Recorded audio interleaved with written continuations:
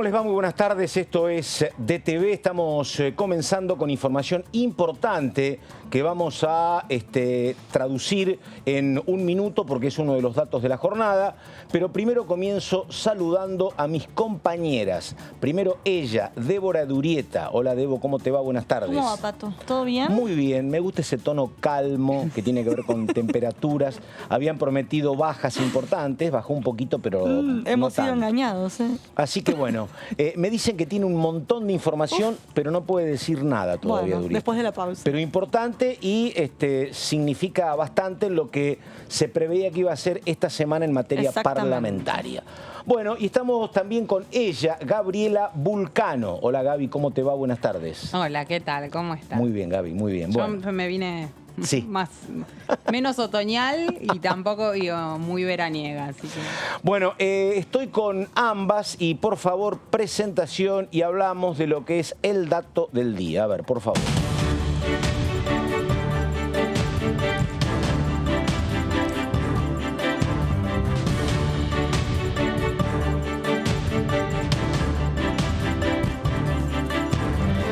Bueno, lo que sucede es una cuestión clave porque estaba anunciado para mañana la reunión de oficialistas en un lugar que parecía primero que podía ser Ministerio de Economía, después el Congreso, pero el tema era el encuentro básicamente de Martín Guzmán, de Sergio Massa, también de Máximo Kirchner con gobernadores y titulares de bloques de Juntos por el Cambio. La cuestión ya desde el viernes se venía desinflando y ahora de Urieta, por favor, que hace un ratito me decía que tenía novedades importantes. Sí, lo cierto es que la reunión, yo toda la semana, todos los días de la semana pasada le iba preguntando al Ministerio de Economía y por lo menos lo que me decían a mí es, la reunión no está confirmada, pero por el lado Juntos por el Cambio lo que te decían es, tanto Alberto Fernández como Sergio Massa le prometieron a Gerardo Morales una reunión con el ministro de Economía. ¿Para qué? Para ponerse al día sobre el estado de situación de las negociaciones con el Fondo Monetario Internacional. Esta reunión surge luego de que finalmente los tres gobernadores de Juntos por el Cambio envían a un emisario a la reunión que se mantuvo en Casa de Gobierno con los gobernadores para justamente hablar de cómo vienen las negociaciones con el Fondo Monetario. A cambio de enviar a funcionarios de las tres provincias radicales, Alberto Fernández y Sergio Massa se comprometieron a mantener una reunión a puertas cerradas, a solas, de los jefes de bloque y los gobernadores con Guzmán, porque lo que te plantean desde Juntos por el Cambio es, nosotros somos la mitad del Congreso, merecemos tener detalles, si se quiere, y no me sientes al lado de Miriam Bregman. En contraposición, después lo hablamos y lo ampliamos con Gabriela, de lo que planteaba, al revés casi, de lo que planteaba la coalición cívica. La coalición cívica plantea lo contrario. El escenario es el Congreso, las explicaciones o los detalles se tienen que dar a todos los bloques por igual, pero bueno, de hecho la semana pasada cuando surgió un comunicado por parte de la Mesa Nacional hablando de la reunión para esta semana, se filtró una primera versión que no tenía el visto bueno justamente de la coalición cívica, que justamente no incluía un párrafo que planteaba esto, que la negociación se tiene que dar a conocer a todos los bloques por igual. Después surgió esa segunda versión y ahí quedó en evidencia las diferencias que había dentro de la coalición opositora. Pero bueno, lo cierto es que recién hace unos minutos Gerardo Morales avisó a la prensa que finalmente no había tal reunión mañana. Y también lo que empezó a surgir en las últimas horas es que el ministro acompañaría al presidente Alberto Fernández mañana a San Juan, donde se inaugura un clúster de energía. Entonces Guzmán va a ir junto al ministro Culfas a esa inauguración. Entonces ahí empezaron, que Juntos por el Cambio se enteró por la prensa de ese viaje, ahí empezaron a sospechar sobre si seguía en pie o no la reunión. Bueno, todo esto en el medio, Vulcano, de algo que, bueno, lo ha contado el propio ministro de Economía. La negociación con el fondo no avanza porque básicamente no hay acuerdo en torno a cuándo habría que lograr el equilibrio fiscal. Esto es, está planteando el Fondo Monetario que este acuerdo debería ser para el año que viene y lo que dice Guzmán es, si hacemos eso se pincha el crecimiento, hay que patearlo para más adelante. Un gobierno que apuesta a alguna solución política por aquí y hasta acá bastante vidriosa. Por eso el viaje del canciller Cafiero, y en el medio de esto esta reunión ¿Por qué es? A ver, ¿se sabe por qué se suspende esto? ¿Tiene que ver con que tal vez el gobierno sabe que la cuestión con el fondo está fría, no quiere transmitir eso, hay un debate por los lugares, tiene que ver con la interna de Juntos por el Cambio? ¿Qué tenés, Vulcano? A ver. Ahí hay varias cuestiones.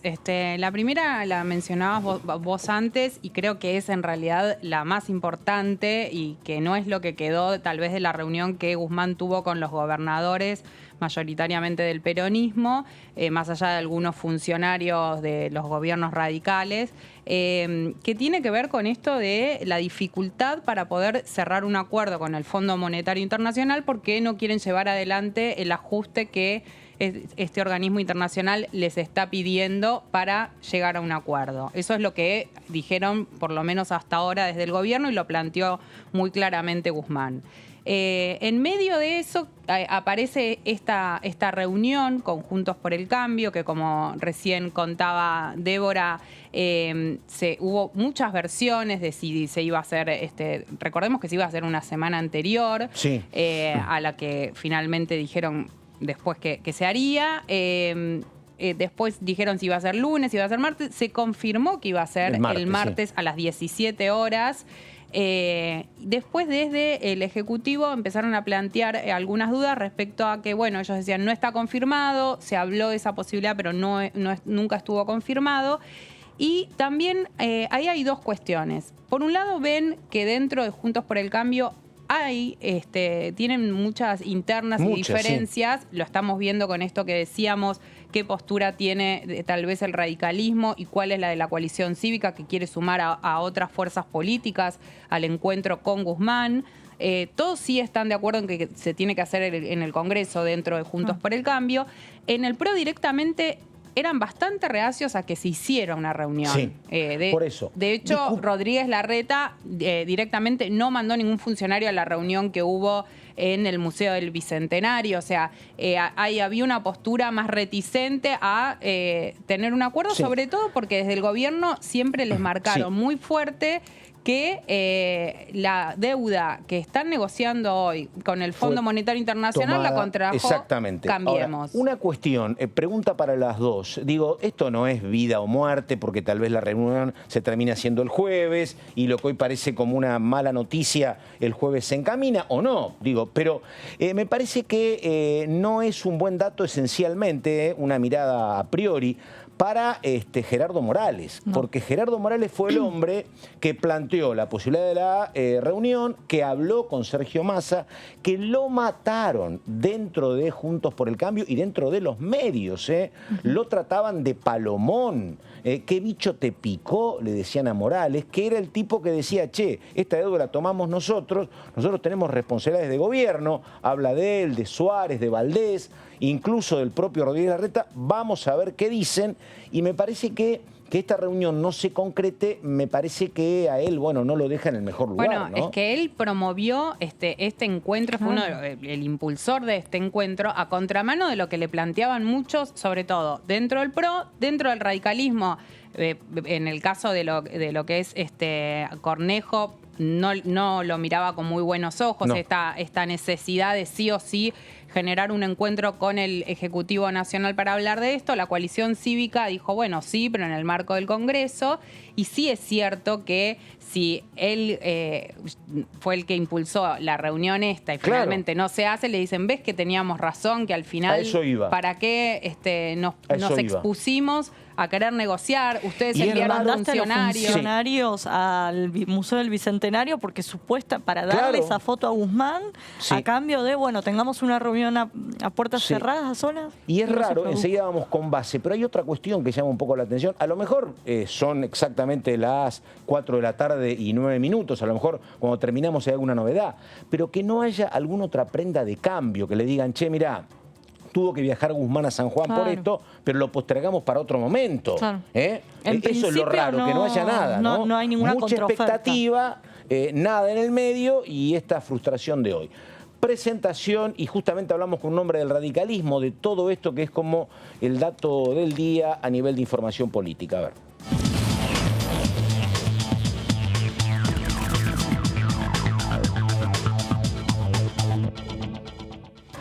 Ahí está el diputado Miguel Base, hombre de la UCR, provincia de Buenos Aires. ¿Cómo le va, diputado? ¿Qué dice? Carlos Méndez saluda. Buenas tardes. Bien, bien, Carlos. Buenas tardes. ¿Qué tal? Bueno, muy bien. ¿Está en su casa o anda de vacaciones por algún lado, Base? No. Ahora estoy en casa. Estoy en casa porque estamos en actividad. De hecho, mañana tenemos reuniones varias ahí en la Cámara. Y dígame, ¿qué pasó con este tema? ¿Cuándo se enteró usted que no había reunión, Miguel? No, hace unos minutos, hace un rato. En realidad había una serie de dudas finalmente de dónde se hacía la reunión, pero a mí me parece que, la verdad, yo escuchaba los comentarios que hacían ustedes y más allá de que coincido en algunos comentarios que hacían, lo que creo es que es importante tomar todo este tema con muchísima seriedad. El acuerdo con el Fondo Monetario Internacional para la Argentina es muy, pero muy importante. Nosotros no podemos restarle importancia a este problema que tenemos. Realmente condiciona el desarrollo de la economía argentina, condiciona el desarrollo del crecimiento. Nosotros nos exponemos a acercarnos a una crisis severa si no tenemos un acuerdo con el Fondo Monetario Internacional.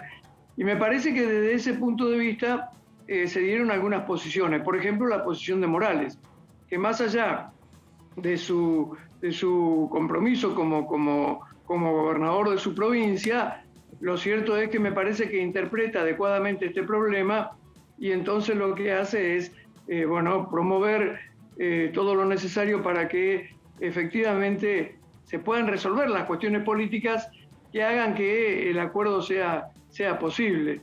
Yo creo que desde ese punto de vista la actitud del gobernador de Jujuy es una actitud responsable.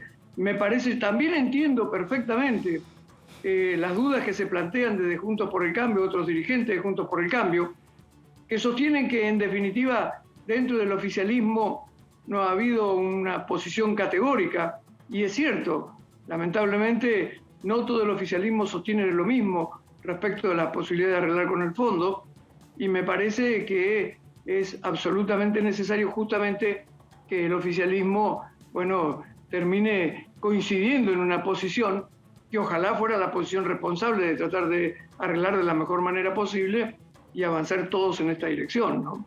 Ahora, ¿qué tal, diputado? Débora Urieta lo saluda. ¿Se les dio alguna explicación de por qué finalmente la reunión no se hace? ¿Cómo se enteran que la reunión finalmente no se concreta mañana? No, yo no tengo la explicación. No sé si la tendrán algún otro dirigente del partido o algún otro dirigente de Cambiemos. Yo no tengo explicación, no estuve yo participando de ese diálogo. Probablemente alguno de los gobernadores la tenga. Así que no podría contestar esa pregunta. Pero realmente me parece que en definitiva Juntos por el Cambio había de alguna manera avanzado en una posición común, que es facilitar la realización de la reunión. Por supuesto que desde el punto de vista institucional yo coincido que hubiera sido muy importante que la reunión se hiciera en el ámbito del Congreso, porque en definitiva el Congreso es el poder donde se deben discutir estas cuestiones, y hacer una reunión de esa naturaleza en el Congreso hubiera sido una señal positiva en esa dirección. Pero tampoco desde el radicalismo se ponían palos en la rueda, digamos. La verdad es que lo que sí se plantea una cuestión de fondo en el radicalismo es esto que decíamos recién. El oficialismo debe coincidir en la posición respecto al fondo. El oficialismo tiene que encontrar una posición común dentro del propio gobierno y buscar los apoyos necesarios para avanzar en un acuerdo con el fondo. Yo creo sinceramente que no podemos seguir perdiendo tiempo, que el gobierno se equivoca. Nosotros lo señalamos en ocasión del debate del presupuesto y señalamos en ese momento que era necesario tener un presupuesto aprobado por el conjunto del Congreso justamente para poder avanzar en esta dirección, para poder avanzar, entre otras cosas, en el acuerdo con el fondo y en generar posiciones que sean creíbles y previsibles para el conjunto de la sociedad argentina, que es lo que está faltando en materia de economía, lo que es realmente grave, ¿no? Diputado Gabriela Vulcano lo saluda. ¿Qué tal? ¿Cómo está? Gabriela, bien, bien. Quería consultarle, usted recién mencionaba bueno, la relevancia que tiene este tema de las negociaciones con el Fondo Monetario Internacional, independientemente de la reunión, de si se pospone, si se suspende o lo que fuera con la reunión finalmente. ¿Qué es lo que usted cree como oposición que tienen que hacer para poder llegar a algún acuerdo con el gobierno, si bien es el gobierno el que tiene que llevar adelante las negociaciones, pero bueno, ¿cómo pueden colaborar ustedes como oposición para que se llegue a un acuerdo con el fondo? Sobre todo teniendo en cuenta que el ministro de Economía, Martín Guzmán, dijo que en los próximos 10 años se va a tener que lidiar con este tema. Sí, a ver, yo creo sinceramente que el que tiene que dar un paso, primer paso, pero un paso fundamental en todo esto, es el gobierno, el poder ejecutivo y el oficialismo en general. Pero no es por una cuestión de trasladar responsabilidades, sino porque es el gobierno el que tiene que definir cuál es el programa económico para la Argentina y en el marco de ese programa económico cómo se desarrolla el acuerdo con el Fondo Monetario Internacional. Acuerdo que tendrá que ver y estará absolutamente asociado también al programa económico. Pero estas son cuestiones que nosotros no podemos definir desde la oposición. Nosotros desde la oposición podemos tratar de corregir lo que entendemos que pueden ser desviaciones, como intentamos, por ejemplo, hacerlo en el momento que se debatió el presupuesto nacional para el año 2022. Cuando allí aparecía una pauta inflacionaria que todos sabemos que era absolutamente incumplible, irrealizable, dijimos, bueno, esto no es posible, esto en realidad termina deformando lo que debe ser el proyecto del presupuesto. Por eso digo, pero el Ejecutivo tiene que ser, primero tiene que acordar un programa económico dentro del propio gobierno. Yo advierto con muchísima preocupación que dentro del propio gobierno sigue habiendo diferencias en este sentido. Yo creo que hay un sector que comprende realmente la importancia de acordar con el fondo y de realizar un programa que sea realizable desde ese punto de vista, valga la redundancia, y hay otro sector que prefiere endurecer posiciones y me parece que prefiere tomar el riesgo de poner a la Argentina en una situación que puede llegar a ser muy compleja. Sinceramente, nosotros no estamos en condiciones de soportar un incremento del riesgo país, no estamos en condiciones de tener problemas para importar, para poder producir más, porque necesitamos producir más para poder exportar más, porque necesitamos más divisas.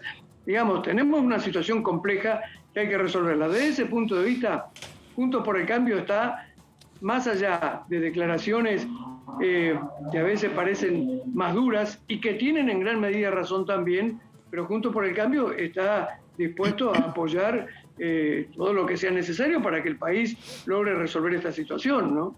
Ahora, ¿sabe que lo que uno ve, me parece, Miguel, ¿no? Y que ha complicado todo, es que ese acuerdo que imaginaba el gobierno, en un principio un acuerdo a 20 años, y imaginaba el gobierno con otro fondo, esto dicho entre comillas, eso no se ha dado. Entonces yo creo que en el gobierno es casi comprensible que estén con esta duda, porque una opción es firmar un acuerdo con el fondo, donde tal cual te pide el fondo, te pide equilibrio fiscal, te pide también aumento de tarifas y te pide modificar el tipo de cambio. Y el gobierno me parece que está convencido, y creo que no está lejos de la verdad, de que si el gobierno hace esas cosas, bueno, se aceleran sus problemas en función del 2023.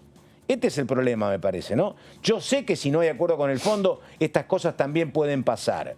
También, o se agravan. Pero ahí es casi lógico que parte del gobierno te diga, mirá, si yo voy a firmar un acuerdo con el fondo donde voy todo a pérdida, y bueno, que lo firmen, si me toca perder en el 2023, que lo firmen los que vienen. Me parece que hay algo de eso. ¿Puede ser o no? Sí, sí, sin duda que hay una especulación política en este sentido. Pero, a ver, como primera medida yo diría, Argentina o la economía de la Argentina está en una situación tan compleja que esto va a pasar igual si no tenemos acuerdo con el fondo. Sí.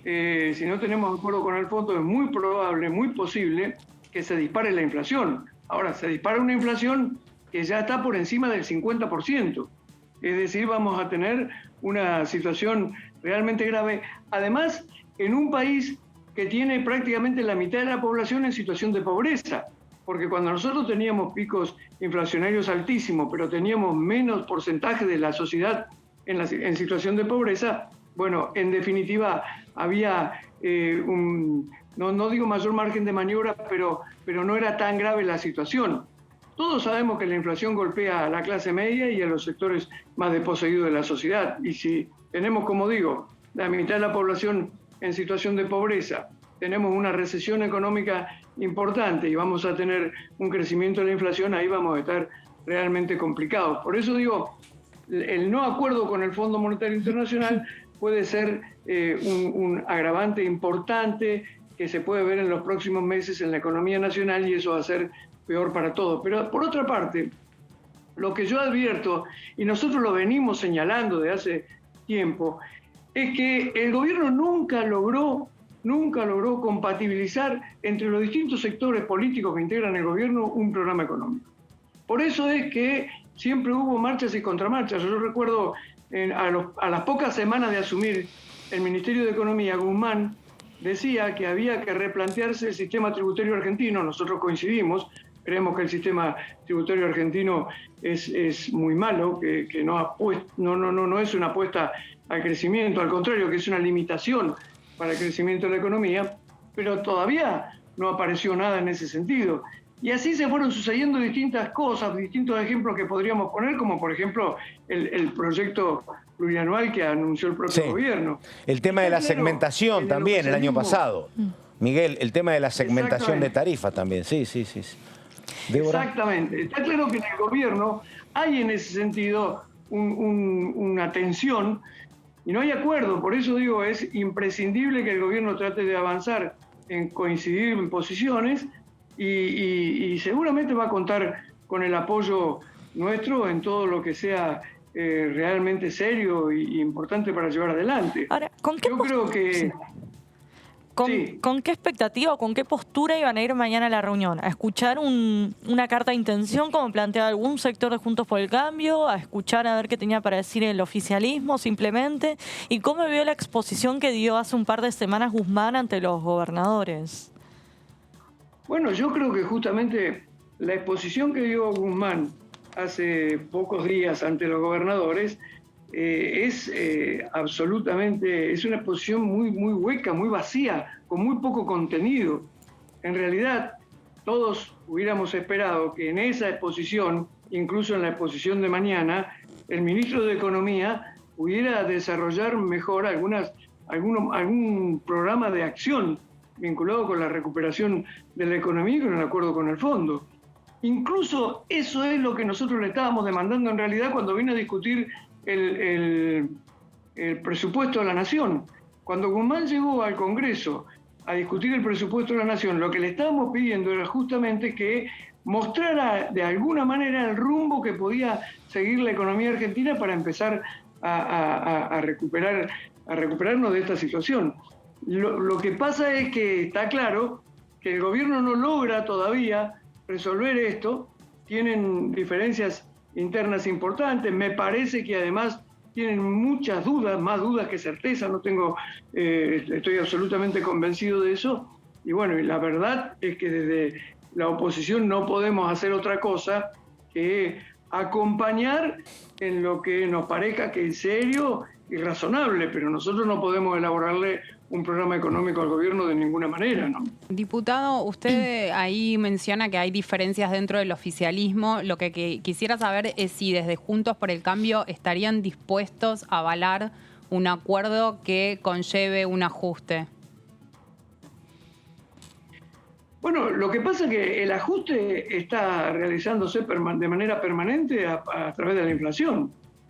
Esta es la otra discusión que no tiene mucho sentido. Hoy la sociedad argentina padece un ajuste realmente importante como consecuencia de la inflación. Y lo que va a pasar si nosotros no logramos un acuerdo con el Fondo Monetario Internacional es que, como la inflación, al menos me parece a mí, desde mi punto de vista, va a ser mayor, el ajuste también va a ser mayor. Entonces me parece que es una discusión que no tiene demasiado sentido. Está muy claro, por otra parte, que tenemos que discutir seriamente el gasto público, que tenemos que discutir seriamente el déficit fiscal. Y desde ese punto de vista, la posición de Juntos por el Cambio ha sido clara. Lo que ocurre es que justamente, bueno, lo que tenemos que hacer es discutir estos pormenores justamente a partir de una propuesta del propio Poder Ejecutivo, en el que el propio Ejecutivo diga cómo se puede ir resolviendo la cuestión de la reducción de gastos del Estado. Diputado, obviamente hay sectores... Perdón, una cosita, sí. Sí. No, hay sectores, con esto termino, hay sectores que son sectores más vulnerables, que son sectores con más problemas, como por ejemplo el tema de las jubilaciones, el tema de la asignación universal por hijo. Estas cuestiones nosotros entendemos que deben ser preservadas, el poder adquisitivo de los jubilados debe ser preservado, pero hay otras cuestiones en las que hay que trabajar. Por ejemplo, esto que se decía respecto de las tarifas, de la segmentación de las tarifas y estas cosas, pero todo esto depende de una propuesta del Poder Ejecutivo. Sí, no, a lo que apuntaba un poco es que justamente en la exposición que hizo el otro día Guzmán frente a los gobernadores, planteó algunas de las cuestiones que le estaban solicitando desde el Fondo Monetario Internacional y a las cuales el gobierno no quería acceder porque consideraba que eso iba a conllevar un ajuste. ¿Ustedes, desde Juntos por el Cambio, les parece que los planteos que hicieron desde el FMI, según lo contado por Guzmán, son algunos puntos a los que se podría acceder para poder llegar a cerrar un acuerdo finalmente? Yo lo que creo es que lo que tenemos que hacer, lo que tiene que hacer el gobierno es hacer una contrapropuesta que tenga objetivos cumplibles y que justamente consideren las situaciones más complejas que tenemos en la sociedad argentina. Por eso yo decía el tema de las jubilaciones, por ejemplo. Bueno, el tema de las jubilaciones es un tema que nosotros tenemos que preservar, nosotros tenemos que preservar el poder adquisitivo de las jubilaciones, como el tema de determinados programas sociales, y podemos avanzar en otro tipo de gastos y en otro tipo de cuestiones, como por ejemplo la cuestión de los subsidios. Pero para eso el gobierno tiene que tener una contrapropuesta. Nosotros podemos acompañar una contrapropuesta razonable, que bueno, habrá que discutir con el fondo. Lo que está faltando es esa contrapropuesta, porque a mí me da la impresión de que hay determinados sectores dentro del gobierno que dicen, bueno, si la situación es tan compleja, tratemos de pasar unos meses más, tratemos de pasar un año más, lleguemos a las próximas elecciones y veamos cómo se resuelve esto de allí en adelante. Bueno. Pero me parece que no están considerando que estamos en una situación demasiado riesgosa para la economía del país, ¿no? Bueno, en Juntos por el Cambio también digamos que hay gente importante que dice, che, si esto termina muy mal, va a ser un buen momento para que podamos aplicar nuestras políticas económicas. Pero le pregunto, un tema, ¿no, diputado? Le pregunto esto, porque el otro día hablaba con un economista del tema de la inflación. Y me dice, mire, yo le puedo decir a usted que la inflación va a ser del 55, del 60, poco más, poco menos. Dice, pero ¿sabe una cosa? Si no hay acuerdo político, todo se complica, ¿eh? Todo se complica, dice. Y él ve, como economista, ve que hay, qué sé yo, un 60-70% de la dirigencia política en ambos sectores que es más o menos proclive a algunos acuerdos, pero que hay mucho tironeo de los sectores duros de ambos lados. Pero digo, para que todo esto se calme, digo, sería imprescindible un acuerdo político y la verdad que hoy no hay marco, me parece, ¿no? Hay mucha interna en los dos lados, diputado, ¿o no? Sí, pero a ver, primero yo creo que considerar que si la situación se agrava puede beneficiar a alguien es un error gravísimo. Yo creo que nunca, eso no pasa nunca. Me parece sinceramente que por otra parte en el medio está la gente, sí, claro. Esto es lo más importante de todo, y me parece que hay que tratar de hacer todos los esfuerzos políticos para evitar que la situación se agrave, porque además nosotros necesitamos justamente generar empleo a partir de la pequeña y mediana empresa, que el pequeño y mediano empresario vea que hay un horizonte distinto de crecimiento, de recuperación, aunque sea incipiente, y empiece a generar justamente mayor actividad y eso genere mayor empleo. Entonces me parece que la situación, nosotros de ninguna manera podemos acompañar o quedarnos a la expectativa si se produce un agravamiento de la situación. Al contrario, tenemos que tratar por todos los medios de evitarlo.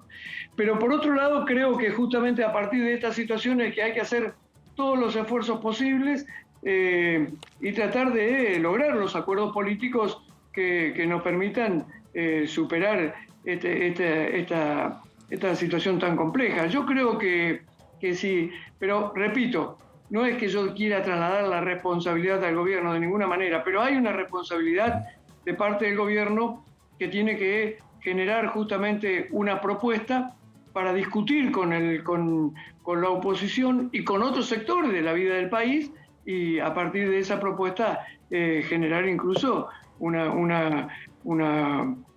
planteo distinto ante el fondo, ¿no? Está. ¿Alguna Sí, yo tenía una consulta más. Dale. Dijo que mañana va a haber reuniones del radicalismo. ¿En qué van a consistir esas reuniones? ¿Si tienen que ver con la posibilidad que se reunifique el bloque radical o nada que ver? Nosotros estamos, primero respecto del bloque, estamos permanentemente dispuestos a la reunificación del bloque. No es un tema que estemos conversando ahora, es un tema que seguramente vamos a conversar con los integrantes del otro bloque, el bloque de Evolución, pero tenemos una predisposición permanente en ese sentido. No, pero además tenemos otro tipo de actividades que tenemos que ir generando, desarrollando, como por ejemplo, definir quiénes van a ser los integrantes de cada una de las comisiones que rápidamente hay que poner en marcha para funcionar en el Congreso. Hay comisiones que de alguna manera están trabajando, se están analizando distintos proyectos incluso algunos de ellos vienen del Poder Ejecutivo. Nosotros estamos haciendo reuniones vinculadas con temas de propuestas con la cuestión energética, con el incentivo a la producción de autos eléctricos, por ejemplo. Distintos proyectos que estamos analizando, así es que estamos trabajando de manera presencial o virtual, pero estamos trabajando. Muy bien. El diputado Miguel Base, hombre de la UCR, provincia de Buenos Aires. Diputado, muchas gracias. Buenas tardes y hasta cualquier momento. No, gracias a ustedes, Carlos. Gracias a ustedes. Chau. Bueno, muy bien, seguimos. A ver, me parece que esto viene como muy complicado, ¿no? Muy complicado. Y yo digo esto que en el gobierno me parece que, no sé si hay, tal vez es la explicación a que no haya habido reunión, ¿no? Yo no sé si en el gobierno quieren avanzar demasiado con un acuerdo donde tienen muchos condicionamientos. Bueno, ahora parece, ¿no? justamente acaba de llegar Cafiero a Estados Unidos, que se va a reunir con el secretario de Estado Blinken. Vamos a ver ahí. Da la sensación ¿Qué novedades hay? Que hay un intento de ir dilatando lo que más se pueda, inclusive en las discusiones que se puedan dar puertas adentro, porque Guzmán lo dejó muy claro el otro día, que la verdad es que las condiciones para si vos llegar te abstraías a un acuerdo, de todo, decís, no esto está complicado. Como terminó. El otro día Cerruti, la portavoz, cuando dio la conferencia de prensa y le preguntaron por las negociaciones, dijo, nosotros ya le enviamos la propuesta al Fondo Monetario, ahora depende de ellos. Lo que decía recién el diputado Base de hacer una contrapropuesta, me parece que claramente no está. ¿Sabés qué pasa? Uno no puede saber, es muy difícil, lo puede presumir, pero uno no puede saber lo que sucede con la economía si no arreglás con el fondo. Es muy difícil decir. Y uno no puede saber realmente cómo son las negociaciones, porque se muestra una pero vos no parte. podés saber, hay una cuestión concreta, vos no podés saber si esto se te complica más porque no hay acuerdo con el fondo, porque no hay crédito, que puede ser una posibilidad, si hay más inflación. Ahora sí está claro que si vos firmás un acuerdo recesivo, los costos políticos los pagás todos vos. Eso es lo que me parece. No sé cuáles son los riesgos, porque a lo mejor dicen, pero ojo, que mirá que si no hay acuerdo hay tsunami, decís, bueno, vayamos por un mal acuerdo. Pero los costos políticos me parece que son claros si lo firmás y es un mal acuerdo. Sí, no solo los costos políticos para afuera, sino también puertas adentro, porque ahí Base marcaba algo respecto a las diferencias que hay dentro del Frente de Todos, respecto a cómo posicionarse en la discusión, las negociaciones con el Fondo Monetario Internacional. Entonces, si se llegase a firmar un acuerdo que conlleva un ajuste, no solamente va a haber un costo político con la ciudadanía, sino que puede implosionar el propio frente de todos. Que eso no, me parece que van a hacer todo lo posible para evitarlo. Pero ¿cuándo no hubo ajuste cuando llegas a un acuerdo con el Fondo Monetario? Siempre lo hubo. Bueno, desde que ¿Vos no creés que pueden cambiar las cosas, estimada Desde Urieta? antes de las elecciones de 2019 se sabía que había una deuda con el Fondo. Sos muy chica, Urieta, para ser tan escéptica. Mirá. Bueno, ahí... Pero yo no puedo creer que 2 años... Y bueno, exactamente, y sí. Ahí el gobernador bonaerense Axel Kicillof le dijo a Guzmán en la reunión en el Museo Bicentenario, sabemos que se puede llegar al mejor acuerdo posible con el fondo, pero claramente siempre va a ser desventajoso por esto que Sí, pero también le planteó si no habría que rever la estrategia que se está llevando adelante. Los reyes son los padres y los acuerdos con el fondo no son buenos, decís vos. No te tientes. Es que es así. Vos sos una columnista seria de Urieta. Bueno, vamos con ella, con, por favor, Gabriela, y un tema, Vulcano, que es muy importante porque hace un rato estaba mirando el programa donde conducía Mauricio Cantando y hablaban de la mirada del Consejo de la Magistratura desde el oficialismo. Ahora hay más miradas, lo que está planteando la oposición, donde en el medio de lo que había apareció también otro proyecto de Mario Raúl Negri, Vulcano, ¿no? Así es. Estamos hablando de una iniciativa que presentó el titular de la bancada de la UCR, como bien decías, Mario Negri, justamente para hacer una reforma al Consejo de la Magistratura, básicamente en lo que tiene que ver con su composición. Y esto, bueno, ahora les vamos a ir contando. La iniciativa justamente va en línea con el fallo de la Corte Suprema de Justicia que declaró inconstitucional la reforma sancionada en 2006 en la que se redujo la composición del Consejo de la Magistratura pasando de 20 a 13 miembros. Actualmente hay 13 miembros. En el fallo el alto tribunal lo que dijo es, bueno, hay que volver a la composición anterior a esta reforma que se hizo en el 2006 y... hay tiempo hasta abril para hacer esta reforma. Lo que dijo es, o se discute una nueva ley y se aprueba antes de abril, o a partir de abril se vuelve directamente a la vieja composición, que son estos 20 miembros. Bueno, justamente cuando decimos que va en línea el proyecto presentado por Negri es porque lo que plantea, no sé si lo vemos en la placa siguiente y si no se los voy contando, sí.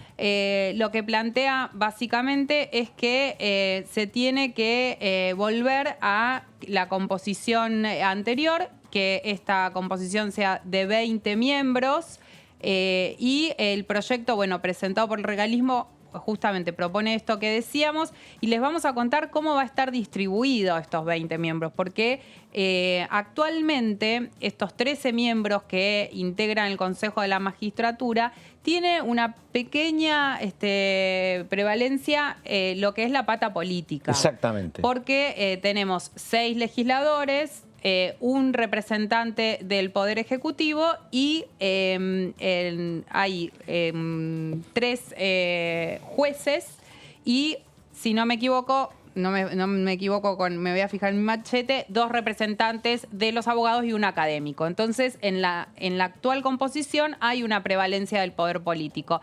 En esta se trata de equiparar, en esta propuesta que hacen desde el radicalismo, y bueno, si se quiere, una de las novedades es que plantea que uno de los integrantes sea el presidente de la Corte Suprema de Justicia. Recordemos que tremendo guiño, el gobierno exactamente está en una pelea con el alto tribunal y bueno, en esta iniciativa plantean esto. Además, que haya un representante del Poder Ejecutivo Nacional.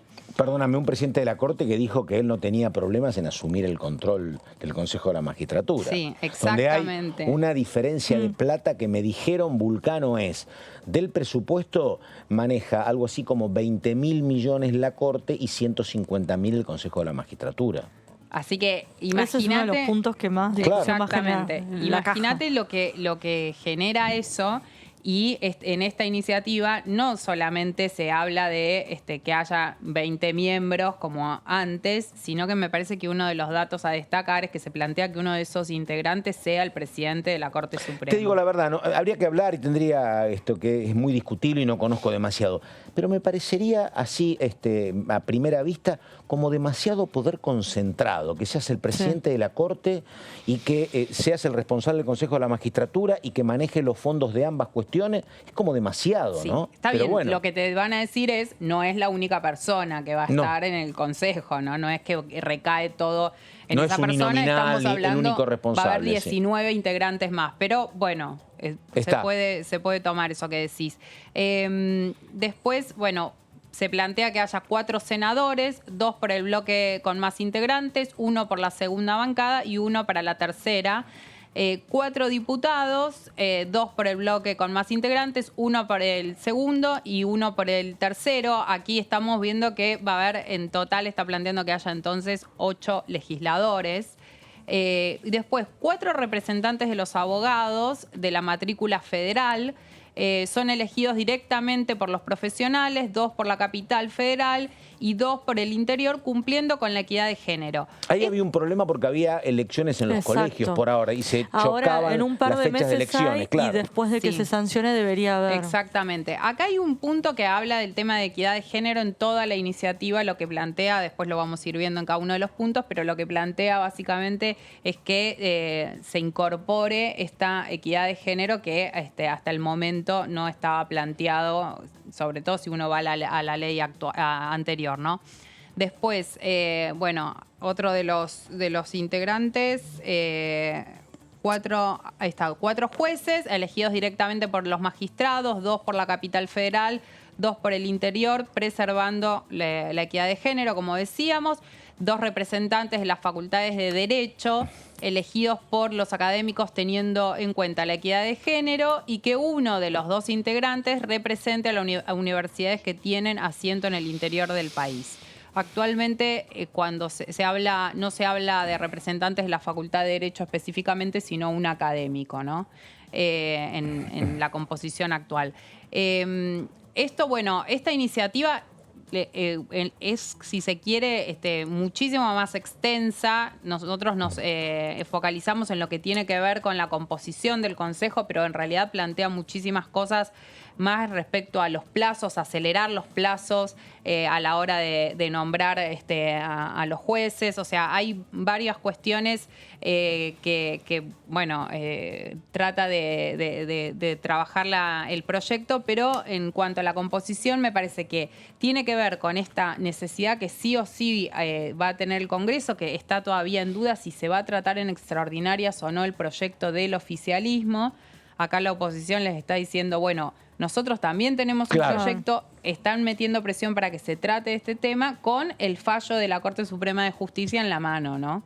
Y el pedido del Consejo de la Magistratura, que también pidió que aceleren los tiempos. Un tema muy importante respecto a la reunión que no se hace mañana. Yo recién le preguntaba a mis compañeras si había alguna alternativa de que esto que no se pudo concretar porque viaja a San Juan, que me parece que es una decisión política la de viajar a San Juan, el ministro de Economía, y que la reunión por eso se suspenda. Yo preguntaba si esto ya ha quedado definitivamente agotada esta posibilidad o se la puede recuperar. Cuando hice esa pregunta me dijeron que en todo caso quien debería citar a una nueva convocatoria es el Ministerio de Economía. Claro. Así que bueno, habrá que ver. Pero desde el Ministerio de Economía nunca la confirmaron, nunca la tienen en agenda. Digo, va a ser muy difícil que eso suceda. Exactamente. Así que, pero bueno, cuando pregunté si eso estaba definitivamente terminado, me dijeron que en todo caso Economía fija una nueva fecha, pero bueno, es lo que había. Nada, ahora vamos con Eduardo Fernández, un hombre del Frente de Todos de Córdoba, que decía lo siguiente. No conozco la posición oficial, sí sé de muchos de los sectores y cámaras de productores de distintas regiones de nuestra Córdoba y el apoyo a lo que es esta ley que fomenta la industrialización del agro, la utilización, y que tiene contemplado un capítulo ambiental. Quizás yo lo que abogo en esta ley es que haya una amplísima convocatoria a todos los sectores y pequeños productores, economías sociales que son parte también de este sistema productivo. Es importantísimo que participen los grandes productores, las grandes empresas, y que podamos encarar la incorporación de empleo, fundamentalmente empleo registrado y de calidad, pero me parece, para que no quede sesgado, tiene que haber una amplísima participación de pequeños productores, de productores regionales, y ver cómo los sumamos a estos beneficios para que este desafío de producir más, mejor y amigablemente con el ambiente sea un objetivo de todo el sector productivo tan importante en nuestro país como es el sector agroganadero, pero también el industrial. Muy bien, estamos en DTV, estamos con Gabriela Vulcano y estamos con Débora de Urrieta. ¿Qué tenemos de Urrieta, por favor? ¿Qué tenemos? Bueno, otra de las grandes incógnitas que tenemos en los próximos días tiene que ver con... Necesito confirmaciones. No, acá no vas a tener confirmaciones, que tiene que ver con las sesiones extraordinarias, sí, que supuestamente esta semana el Poder Ejecutivo enviaría el decreto para que queden abiertas, y una vez que se convoquen se define el temario, obviamente, y bueno, los tiempos comienzan a depender del Congreso, que empieza a ponerle fecha a las reuniones de comisión y demás. Pero ¿qué pasa? Tenemos que esperar ese temario para ver qué temas se pueden tratar de acá el 1 de marzo. Y uno de los temas que uno intuye que se podría tratar es el proyecto de ley Compra Argentino, que se presentó en los últimos días en la Cámara de Diputados, que, como acá en las plaquitas les contamos, es una modificación de una ley que se aprobó en el año 2018 durante la gestión de Mauricio Macri, de Cambiemos, que es muy sencillo. El objetivo de esta ley básicamente establece preferencia para la adquisición, localización o leasing de bienes de origen nacional para entidades de la Administración Pública Nacional, empresas, sociedades del Estado y organismos descentralizados. Amplía el alcance. Bueno, la idea justamente de esto es que el Estado compre producción nacional justamente para apuntalar a la industria local, a las pymes y demás. Ahora creo que más adelante se amplía un poquito el tema. Y amplía el alcance original a otros organismos del Estado, como por ejemplo el PAMI, que obviamente es la obra social más grande de la Argentina, o sea, no es nada insignificante. Eso es un montón de plata. Muchísima plata. Y justamente lo que se busca con este punto es promover la industria farmacéutica nacional y de equipamiento médico de aquí, de la Argentina. Si pasamos a la siguiente plaquita. Sí, ahí lo que hay, la verdad que sería como muy loable la idea. Es raro que no se haya instrumentado antes. Hubo algunas etapas de Compra Argentino.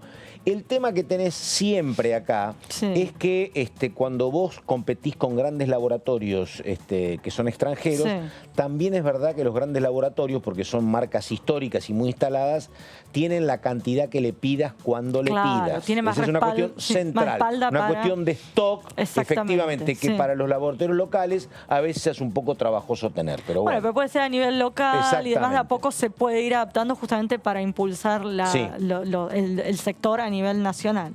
Después, ¿quiénes estarían alcanzados de sancionarse esta iniciativa, que uno asume en principio que recibiría el visto bueno de oficialismo y oposición? Tiene que ver con organismos de la Administración Pública Nacional, empresas y sociedades del Estado, los entes públicos y los fondos fiduciarios, también licenciatarios, concesionarios, permisiarios y autorizados por el Estado Nacional de Obras y Servicios Públicos del Estado Nacional, y vía contratistas directos.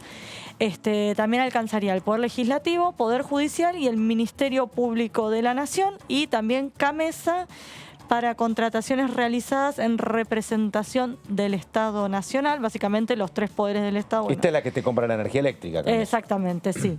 Después, ¿cuáles serían los beneficios que se buscan a partir de la sanción de esta ley? Impulsar una mayor participación de la industria nacional en las compras públicas, promover el desarrollo de los proveedores locales, también otorgar prioridad a los proveedores nacionales en las compras públicas, promueve los procesos de transferencia tecnológica a favor de las empresas locales y generar un mayor empleo, algo que preocupa muchísimo al gobierno, que es la generación de puestos de empleo en empresas proveedores del Estado, sería en el sector privado de alguna manera, puestos de calidad y demás.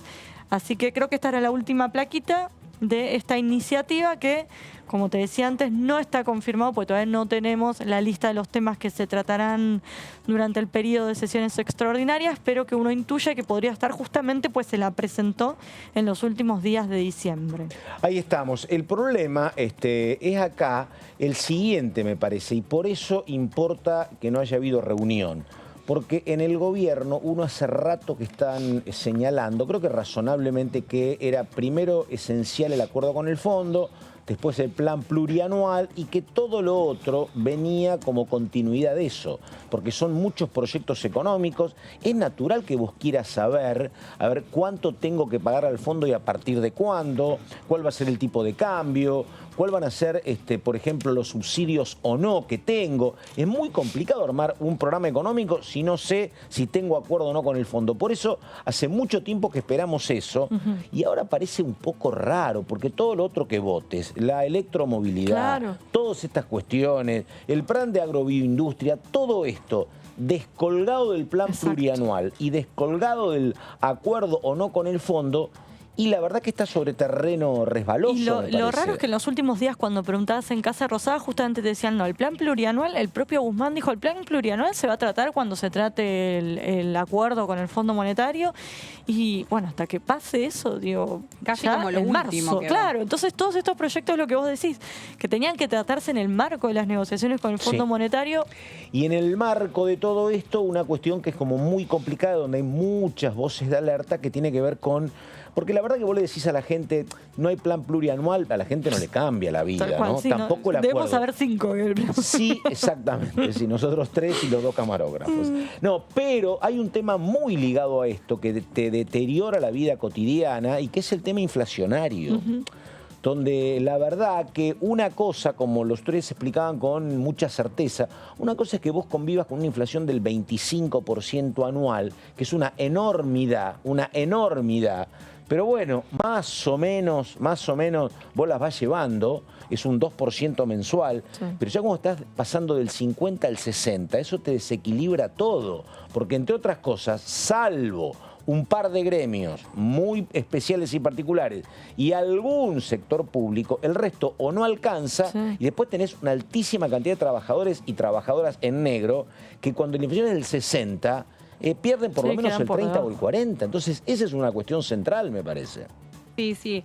Me parece que ahí están dando vuelta muchos temas. Me parece que obviamente el foco está puesto en lo que tiene que ver con el Fondo Monetario Internacional, el plan plurianual que finalmente, como decíamos, se dijo que se podía llegar a discutir en extraordinarias y finalmente no parece que eso vaya a ser, justamente porque estaba muy atado al acuerdo que se pueda llegar con el organismo internacional, y al mismo tiempo están estos temas económicos que resultan muy importantes para el gobierno porque en paralelo es necesario reactivar la economía, conseguir divisas, pero por momentos parece que pueden colisionar estos dos temas, ¿no? Y una cuestión que es política y que es mediática, es un matrimonio. Como el gobierno está esperando esto, le cuesta horrores el tema de decir, che, esta es la agenda, nosotros controlamos la agenda y lo que se discute es cómo discutimos electromovilidad o cómo discutimos cualquier otro proyecto. Como no se termina de resolver, estamos en una cuestión complicada. Por ejemplo, ese proyecto de ley ni siquiera se presentó todavía. Venimos hablando de electromovilidad hace meses, se reúnen con la industria automotriz, lo que fuera, y lo cierto es que el proyecto no aparece. Perdóname, y una de las empresas clave en materia de producción de autos te dice, mirá que en el 2025 mi producción va a ser esencialmente eléctrica, te dicen, ¿no? Sí, sí. Pero bueno, también discutir electromovilidad, ¿no? En una semana de cortes también es un poco raro. Irónico. Exactamente. Y en paralelo tenés el proyecto de biocombustibles, no, nunca me sale, de petróleo. Hidrocarburos. De hidrocarburos, que estás hablando de la electricidad por un lado, por el otro lado tenés el de hidrocarburos, que lo mismo, lo presentaron, fue al Senado, no le gustó a los propios, no le gustó a la industria, no le gustó a las provincias petroleras, pero el proyecto sigue ahí pululando. Ahora se va a ver si se retira, si se trata otro. Digo, hay muchas marchas y contramarchas, lo que decía antes el diputado Base. Sobre los temas económicos hay muchísimas marchas y contramarchas totalmente. cuando son proyectos a largo plazo que buscan generar certeza. Costó concretar una reunión. Mira, se frustró una reunión, te imaginas la búsqueda de acuerdo. Y lo que Base me dice, el otro tema es la verdad. Hay tanta interna en Juntos por el Cambio, tanta interna en Frente de Todos, que la verdad que el acuerdo político es como muy lejano, muy lejano. Estamos viendo, me dicen en imágenes, un diputado, a ver, es la venta para el segundo tramo. Ahí está el diputado Carvajal, hombre de la Unión Cívica Radical de Formosa. Por ahora lo mostramos a Carvajal, después vamos a la pausa y hablamos con él.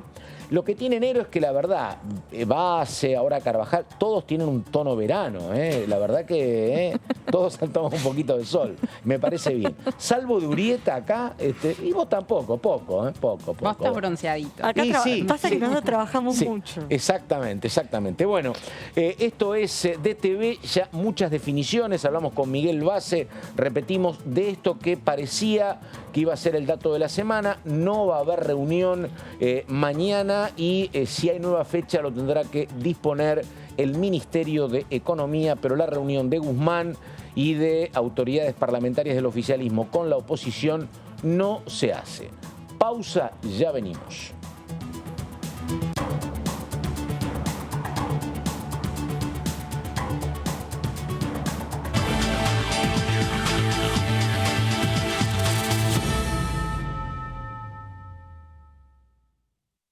¿Qué diferencia hay entre la Cámara de Diputados y la Cámara de Senadores?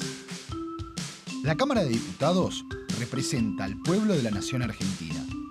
Esto significa que las provincias más grandes y con mayor cantidad de habitantes tienen muchos más diputados que las provincias más pequeñas.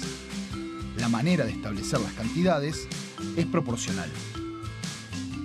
La Cámara de Senadores representa a las provincias.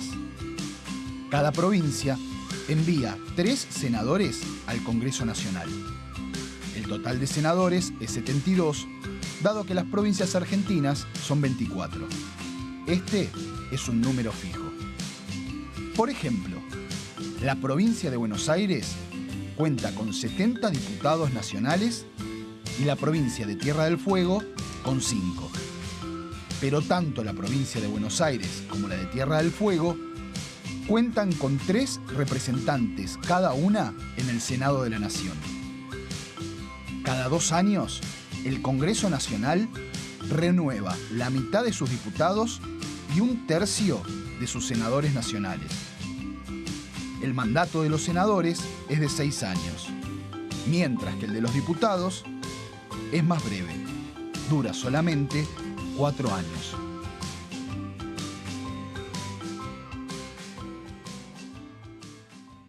El virus se transmite por el aire en espacios mal ventilados. Por eso, al ventilar, recordá las 3C, constante. Mejor una ventana abierta todo el tiempo que abrirla y cerrarla de manera intermitente. Cruzada, por lo menos 2 ventanas o puertas abiertas para que el aire circule. 5 centímetros al menos de apertura. En el auto, abrir una ventanilla de adelante y una de atrás. En el transporte público, abrir al menos una ventanilla de adelante y otra de atrás del lado contrario. En un espacio cerrado, dejar abiertas constantemente 2 ventanas para ventilar de manera cruzada. En cualquier lugar, acordate siempre de las 3C. Constante, cruzada y de al menos 5 centímetros. Sigamos practicando la cuidadanía. Ministerio de Salud. Argentina Presidencia.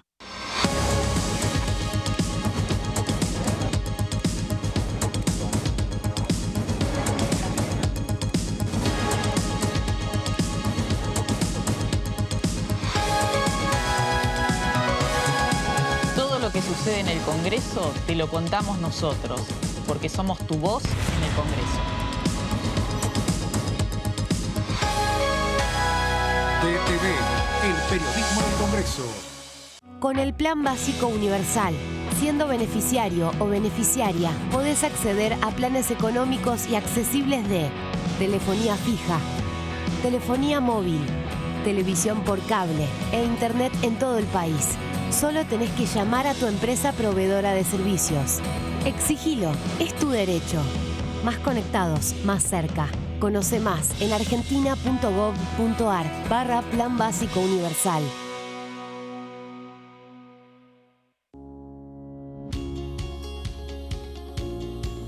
La Cámara de Diputados tiene 257 miembros.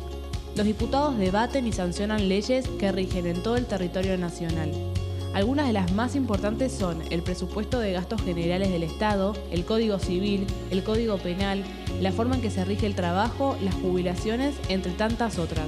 Además, controla y hace un seguimiento de las políticas del Poder Ejecutivo a través de la visita de diferentes funcionarios o el pedido de informes, así como la posibilidad de realizar juicios políticos a los funcionarios. La duración de los mandatos de los diputados es de 4 años y pueden ser reelegidos indefinidamente.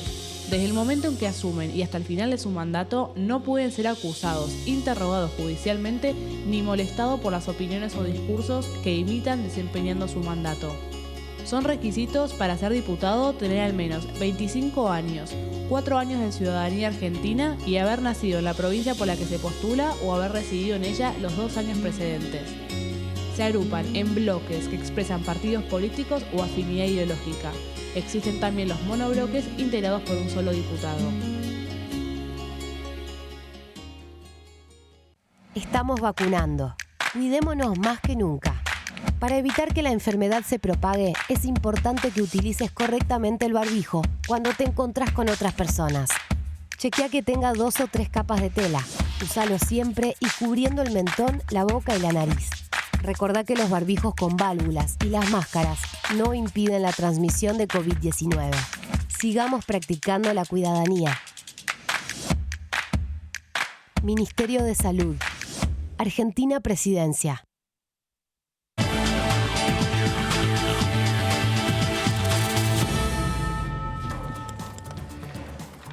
Muy bien, estamos en DTV, estamos enseguida con la segunda nota de la tarde, presentación, y hablamos con el diputado, por favor.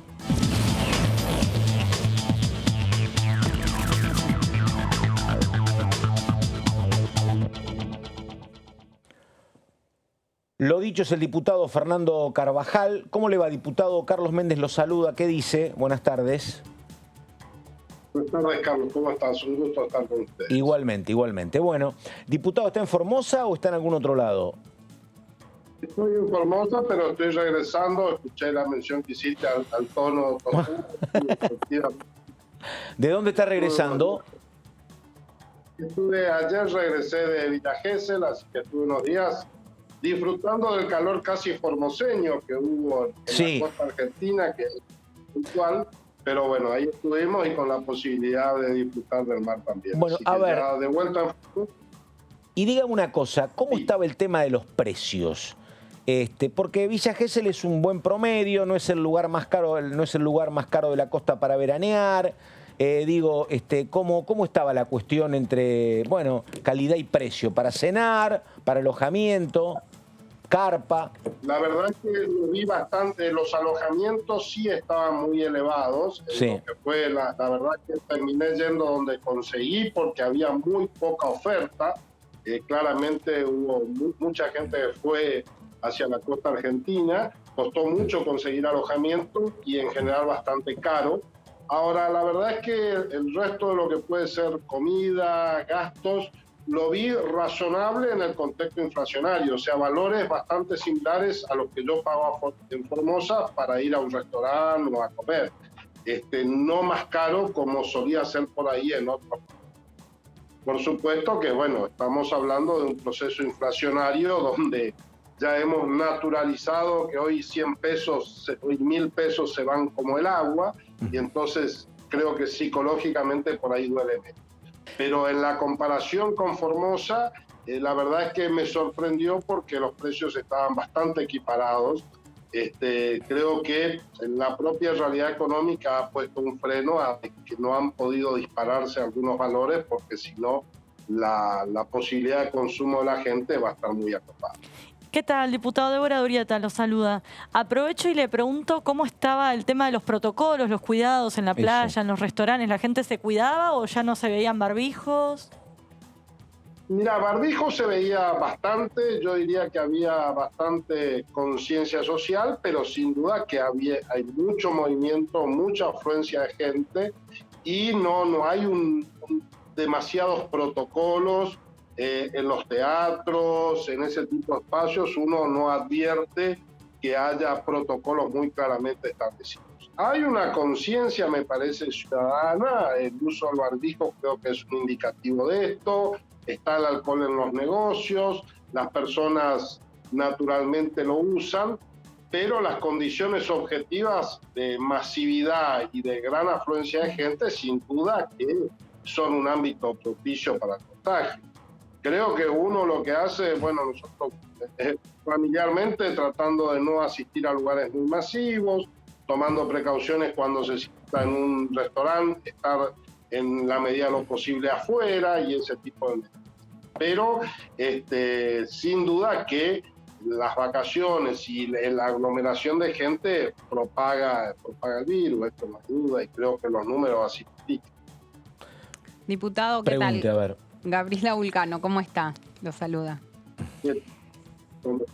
Le quería preguntar por un tema que recién estábamos hablando de una iniciativa presentada por el presidente de su bancada, Mario Negri, para reformar lo que es el Consejo de la Magistratura, básicamente poniendo el eje en la ampliación de la cantidad de integrantes, en línea con lo que plantearon desde la Corte Suprema de Justicia. Sé que usted también presentó un proyecto en esa línea. ¿Qué le pareció la iniciativa?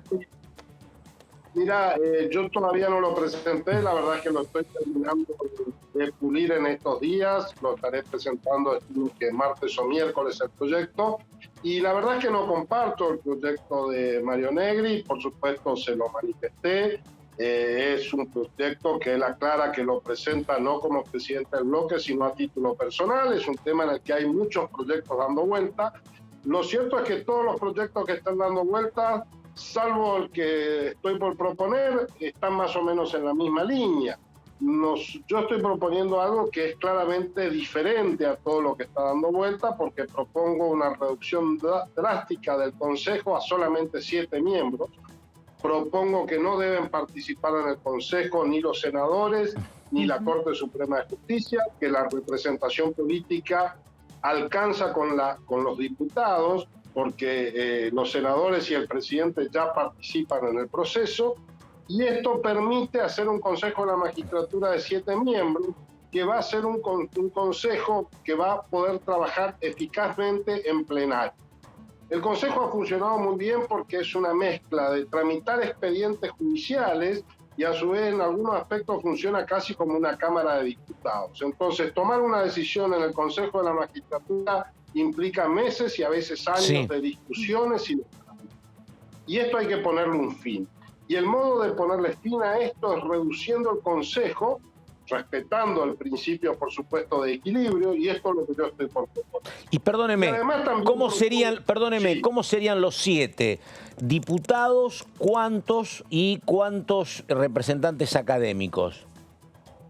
Yo estoy proponiendo 3 diputados, 2 por la mayoría y 1 por la minoría, y si no hay mayoría, 1 por la primera minoría, 1 por la segunda minoría y 1 por la tercera minoría, 3 representantes políticos, un representante de los jueces, un representante de los abogados, un representante del estamento científico y académico y un representante electo ciudadano, electo no a través del voto popular, sino a través de por sorteo y a través de una lista que se conforme en base a postulaciones que realicen las instituciones sociales, las asociaciones y los propios partidos políticos, pero apuntando a incorporar un ciudadano que no haya sido funcionario público, que no sea un dirigente, sino un ciudadano de a pie. Candidato, perdóneme, como se elige el presidente, candidato nacional.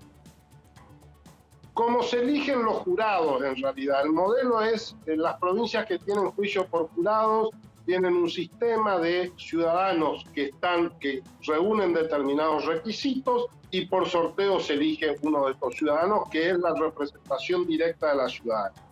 Me parece que esto va a enriquecer el debate del Consejo y lo vamos a sacar de la lógica que tiene actualmente, que parece que es un problema de los abogados.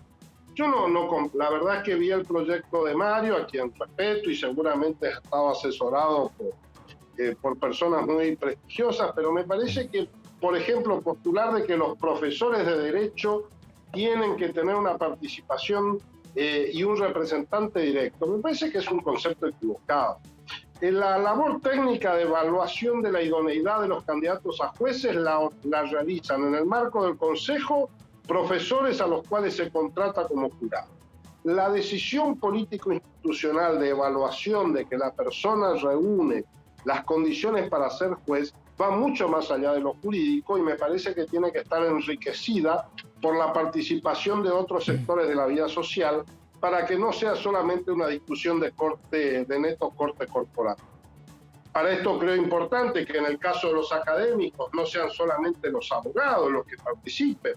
¿Cómo no van a participar los licenciados en ciencias políticas o en otras ramas los sociólogos? No tienen nada para decir, yo creo que tienen mucho para decir. ¿Y quién presidiría, perdóneme? Sí. ¿Quién presidiría? Tiene que presidir, claramente la Corte tampoco tiene por qué participar. Coincidimos. Más allá de que, a ver, es de pretender que el presidente de la Corte Suprema sea presidente de la Corte, presidente del Consejo de la Magistratura, y además tiene que ser juez y resolver cientos y miles de causas. La verdad es que le estamos mintiendo a la gente si decimos que una sola persona va a cumplir esas tres funciones. Entonces, esto es imposible. Nadie puede cumplir esas tres funciones. Entonces pasa algo muy malo y es que aparecen los delegados, que son los que cumplen las funciones, y que luego aparecen estos personajes con mucho poder que nadie sabe qué es. Y esto no es bueno para el sistema. Entonces, seamos realistas. El presidente de la Corte ya es una exigencia grande presidir la Corte y a su vez tener que ser juez de la Corte y de la gestión administrativa, gestión política, protocolar y además intervenir en los expedientes. Esto ya es mucho esfuerzo. Si además le decimos, también preside el Consejo de la Magistratura, la verdad es que no es serio. Y en el presidente, perdón, te respondo completamente la pregunta, el presidente tiene que ser electo entre los miembros, entre estos 7 miembros. La limitación que hemos puesto es que no puede ser el representante ciudadano porque tiene un menor mandato, dura solamente un año y se va renovando. Y también pusimos de que no puede votarse a sí mismo, ¿sí? Porque sabemos que en la Corte esto ha pasado muchas veces. Nos parece una norma ética que hay una mayoría especial para elegir presidente y va a tener que ser por consenso. Si así no fuera, va a presidir, si no hubiera consenso, va a presidir el representante de los jueces. Esa es nuestra propuesta. ¿Y tema diputados serían los diputados o representantes de los diputados? Este es el otro eje de cambio. No es lo mismo que decimos para la Corte, vale para los diputados y vale para los jueces. Miren, nosotros, los proyectos que han presentado otros colegas, todos dicen, vamos a designar 3 o 4 jueces. Esos jueces piden licencia en su juzgado. ¿Cómo cubrimos esos 3 o 4 lugares que quedan vacantes? No tenemos solución jurídica. Dejamos en un limbo jurídico. Afectamos el funcionamiento del sistema institucional porque ponemos 4 jueces en ejercicio de sus funciones, los sacamos de ahí y generamos 4 vacantes que no podemos cubrir a través de un concurso. Entonces, en todos los casos, los representantes tienen que ser personas que no estén ejerciendo su función. Puede ser un ex juez, podrá ser un ex diputado, podrá ser cualquier persona, pero ser miembro del Consejo de la Magistratura es una tarea de tiempo completo. No es materialmente posible y de hecho la experiencia indica que quienes ejercen otro cargo y hacen part-time lo del Consejo de la Magistratura terminan haciendo todo a mitad de tiempo. Esa es la realidad. Ahora, diputado, mire, no lo quiero meter en un problema, pero antes de hablar con usted, decíamos que la verdad que es difícil entender que se pretenda querer concentrar tanto poder en el presidente de la Corte y además presidente del Consejo de la Magistratura, porque es mucho trabajo, y por la concentración de recursos, por las dos cajas, 20.000 y 150.000 creo que planteaba el último presupuesto. Ahora digo, si eso que usted dice que es como inentendible, digo, y a mí comparto eso que usted dice, ¿no? Pero digo, pero si el que lo está planteando es el presidente del bloque, un hombre con años de experiencia acá y que conoce, bueno, es un poco más difícil dilucidar por qué pasan estas cosas o por qué no hay algún nivel de diálogo entre usted. Bienvenido el Congreso y la democracia, porque una cosa plantea negro, usted plantea otra, y después la gente elige. Pero digo, que haya tanta distancia es como bastante llamativo también, ¿no? Sí, yo creo que sí, bueno, pero para eso estamos, para dar la discusión en el marco del Congreso y tendremos que dar la discusión dentro del bloque también. Yo se lo he planteado a Mario, él me ha aceptado este desafío. La verdad es que es cierto que el proyecto de Mario tiene muchas coincidencias, más allá de la cuestión de la presidencia de la Corte, con proyectos de otros bloques. Y me parece que acá lo que ninguno se está tomando nota es la realidad de la mala experiencia del funcionamiento del Consejo de la Magistratura. El Consejo de la Magistratura no ha funcionado bien. No. Y el desprestigio que tiene la justicia, no digo que sea causa exclusiva del Consejo, porque esto sería injusto, pero en alguna medida es cierto que el Consejo se ha mostrado impotente para impedir ese proceso de detección. Me parece que es el momento histórico hacerlo. Está claro de que hace falta cambiar de rumbo esta cuestión y hay que hacerlo, y yo creo que es el momento para dar este debate. Yo voy a dar el debate interno dentro del bloque, pero me parece que acá este es un debate que va más allá de lo político y es un debate que alcanza a la sociedad en su conjunto, porque la designación de los jueces no es un problema de la política, no es un problema del Palacio, ni es un problema de los abogados, es un problema de la sociedad. Cuando tenemos malos jueces, quienes pagan las consecuencias son los ciudadanos. Diputado, o sea, ¿usted atribuye que el mal funcionamiento del Consejo de la Magistratura tiene que ver con que es muy numeroso? O sea, ¿esa le parece que es el principal defecto? Es uno de los principales defectos, sin ninguna duda. ¿Por qué? Porque la gran cantidad de integrantes ha hecho que se conformen las comisiones. Cada toma de decisión del Consejo está precedido de un trámite burocrático extenso y burocratizado, y está también precedido casi de un debate de tipo legislativo. Entonces, cada concurso tarda 3 años, 2 años, etcétera, por todas. Entonces, no digo que es el único factor, pero sin duda que ha sido un factor determinante. Lo otro es, reitero, la cuestión que planteábamos de que tenemos que tener un consejo que esté full time trabajando con funcionarios que estén dedicados exclusivamente a esto y no que lo hagan en los ratos libres que le dejan sus otras actividades principales, que es ser juez de la Corte o ser diputado o ser senador. Sí, diputado, acá bueno, antes los jueces directamente eran propuestos y elegidos por la Comisión de Acuerdos del Senado, después aparece el Consejo de la Magistratura. Para saber nosotros, digo, a ver, ¿cómo es el sistema en 2 o 3 países? Brasil, le pregunto Latinoamérica, Brasil, México, le pregunto por España, Estados Unidos. ¿Cómo se eligen los jueces? ¿Hay Consejo de la Magistratura también o no? El problema eterno de nuestro país, de todo nuestro sistema jurídico, es que nosotros venimos mezclando 2 sistemas, que es el sistema anglosajón, que es el sistema de nuestra Constitución, el modelo de la Constitución de Filadelfia, que es el que tiene Estados Unidos, que acá no funcionaba. ¿Por qué? Porque en Estados Unidos difícilmente pudieran pasar situaciones donde se designe o se proponga como juez a una persona que careciera de toda idoneidad para el cargo. Hay como frenos de otro tipo que operaron, que hicieron que a ellos el sistema les funcione.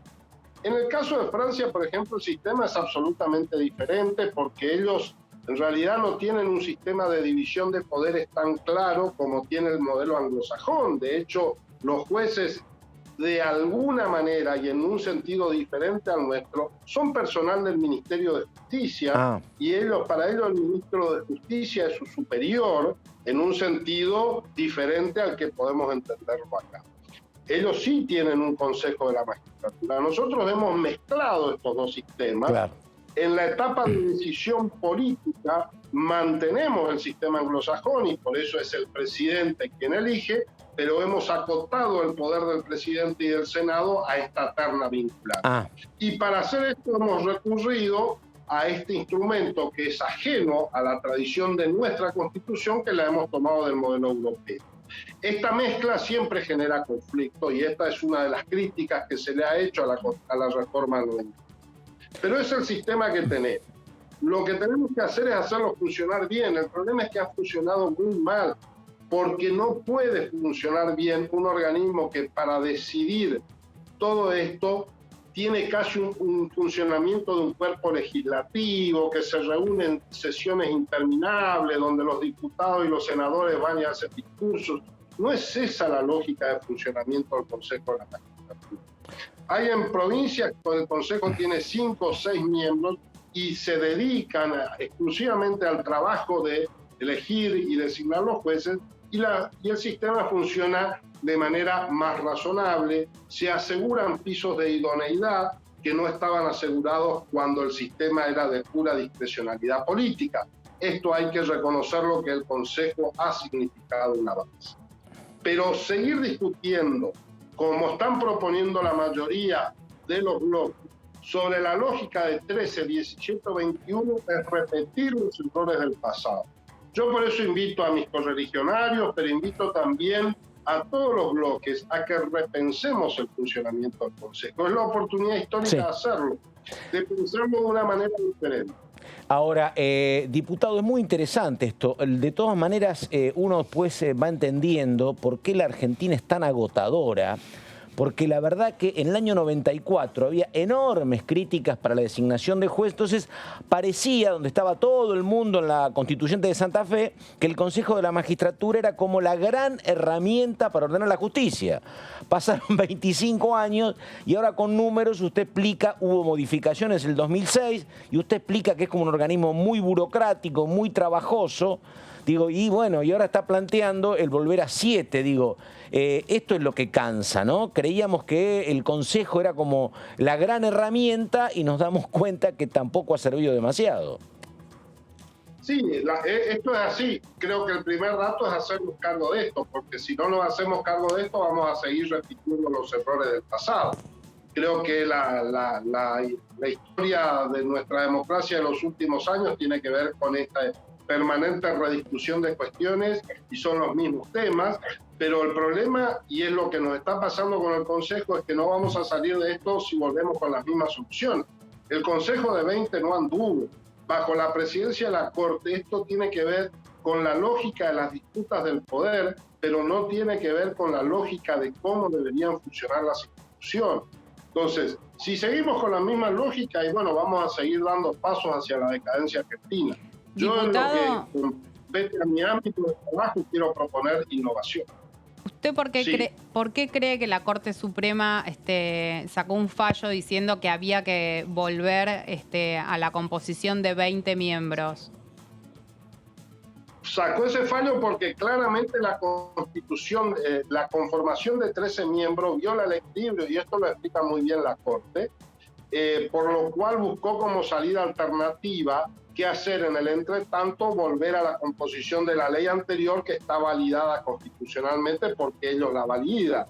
Ahora, también es cierto que la Corte dijo de manera expresa, nos tiró la pelota a los diputados y nos dijo, señores, al Congreso de manera general, evalúen una nueva ley si no les gusta esta solución de transición que yo estoy dando. Por lo cual creo que está bien que estemos dando esta discusión. Ahora, reitero, si puede haber también una disputa de espacios de poder, yo creo que hay también una disputa interinstitucional que creo que es lo que tenemos que dejar de lado.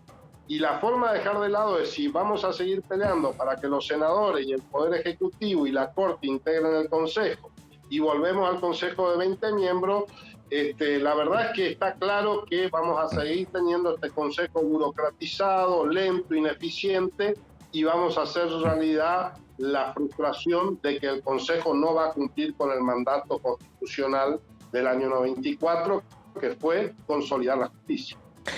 Diputado, el próximo 1 de febrero hay convocado una marcha en contra de la Corte, algún juez como Ramos Padilla, está también Luis Delía, alguna adhesión de hombres del oficialismo. Seguramente usted no va a estar de acuerdo con esa marcha, pero de los cuestionamientos que hay para con la Corte, ¿no? Que de pronto hay una mora enorme en muchos casos, ¿con algún cuestionamiento de los que ha leído está de acuerdo el diputado Carvajal o no? Permitime hacerte una primera reflexión. No me parece mal que los ciudadanos, creo que en una democracia los ciudadanos tienen derecho a marchar y tienen derecho a reclamar. Lo que no pueden hacer es los que son funcionarios olvidarse de que son gobierno. Caso concreto del ministro de Justicia Mena, y no es un lapsus lo que estoy diciendo, el ministro de Justicia, en ejercicio del cargo, no puede salir a apoyar una marcha convocada por un condenado, porque si no ya esto es cualquier cosa. A ver, yo tengo críticas para formularle a la Corte Suprema, como seguramente tenemos todos los ciudadanos.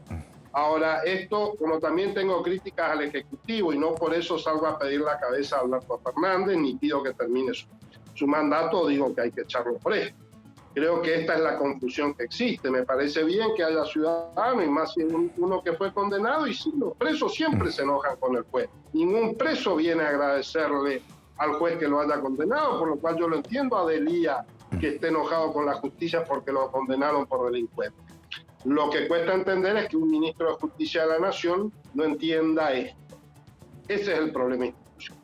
La Corte tiene problemas, hay mucho para discutir. Sin duda que el integrar el Consejo de la Magistratura no va a ayudar a un mejor funcionamiento de la Corte.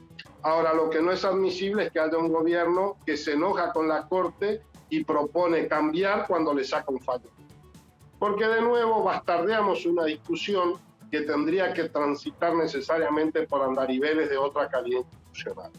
Esto así planteado es solamente un chicaneo contra la Corte, que por supuesto no va a pasar, no va a terminar más que en el dato anecdótico de Luis Delía teniendo sus 5 minutos de fama. Ahí estamos, una más. No, sí, le quería preguntar qué opina del número de... Bueno, ahora tiene 4 justo en la Corte, pero de 5. ¿Habría que subir el número de la composición de la Corte Suprema o no pasa por ahí el problema? Yo creo que no pasa por ahí. El problema de la Corte pasa por la definición de cuál es el contenido sobre el cual la Corte se tiene que pronunciar. Acá el problema congénito que tiene nuestra Corte es que la hemos convertido en un tribunal extraordinario de apelación de un montón de otras cuestiones cuando está concebida como un tribunal constitucional. A ver, en el sistema americano, ya que hoy Carlos me preguntaba sobre la comparación con otros sistemas que sirven como marcos referenciales, antes una sentencia de un tribunal estatal, antes de llegar a la Corte Suprema, tiene que pasar por todo el sistema de administración de justicia federal. Es decir, la apelación de la Corte Suprema estatal pasa por el juzgado federal, por la Cámara y recién después llega a la Corte. Nosotros acá tenemos un sistema de revisión por vía de lo que es el recurso extraordinario federal de miles de casos. Y esto es lo que ha puesto sin duda en crisis por el volumen de causas que esto implica. Se trató de solucionar de alguna manera por vía de los tribunales de casación y de nuevo volvemos con una institución importada del modelo continental europeo que tampoco terminó de resolver nuestros problemas, y entonces sin duda que hay mucho que discutir, pero la discusión principal claramente no pasa por su integración, por quiénes son sus miembros. Esta es una Corte que está conformada por personas de diferentes corrientes políticas e ideológicas. Claramente lo que falta es una mujer. Espero que este presidente que habla tanto de género no haga con la Corte lo mismo que hizo con la Cámara Nacional Electoral y mande otra vez un hombre. Claramente está, yo diría que ética y políticamente obligado a mandar una mujer de las muchas excelentes juristas que tiene este país. pero no me parece que la discusión sobre la cantidad de miembros sea. Más miembros en la lógica institucional implica más tiempo y más burocracia, por lo cual lejos está de mejorar. Pero que nos debemos una discusión sobre cuál es la función que tiene que tener nuestra Corte y cómo debe funcionar, sin ninguna duda. Tiene que ser la Corte mucho más transparente con los criterios de selección de casos que tiene para decidir qué casos resuelve o no. Tiene que incorporar el mecanismo de audiencias públicas, pero no solamente de carácter informativo, sino para decidir en audiencias públicas, como hace, por ejemplo, la Corte Suprema de los Estados Unidos. Ahí estamos, el diputado Fernando Carvajal, Bloque UCR Formosa. Diputado, muchas gracias. Buenas tardes y hasta cualquier momento. Chau, chau. Un gusto estar aquí. Igualmente, Saludos. igualmente. Bueno, la verdad que me parece que corresponde señalarlo. Es un perfil muy interesante el de Carvajal, porque cuando uno habla con los diputados, con los 257, en la enorme mayoría de los casos hay un tema que es comprensible, que es, bueno, lo estamos discutiendo en el bloque, o yo me remito a lo que dicen las autoridades del bloque. Y Carvajal, que es un hombre que la verdad habla de cosas que conoce, y me parece que recién llega, pero se da este espacio que no es demasiado común para que vos digas, mirá, yo tengo un proyecto que es completamente distinto y no tiene nada que ver con el del presidente del bloque, que es como una institución, ¿no? Igual que justamente pervive porque es una institución, Mario Negri, ¿no? Igual él había anticipado su reforma, si bien todavía no presentó el proyecto de ley, en una columna en el diario La Nación donde va argumentando todas las modificaciones, había sido previo al proyecto. Pero esto, viste, que eso es lo que pasa, esto de diferenciarse. Sí, también lo contó acá, si no estoy equivocada, el año pasado habló un poco de que estaba trabajando en una iniciativa de estas características y dijo algunas cositas. Pero ¿sabés que qué hoy es lo completó? que dice? Lo que tiene algo, porque era juez Carvajal, ¿no?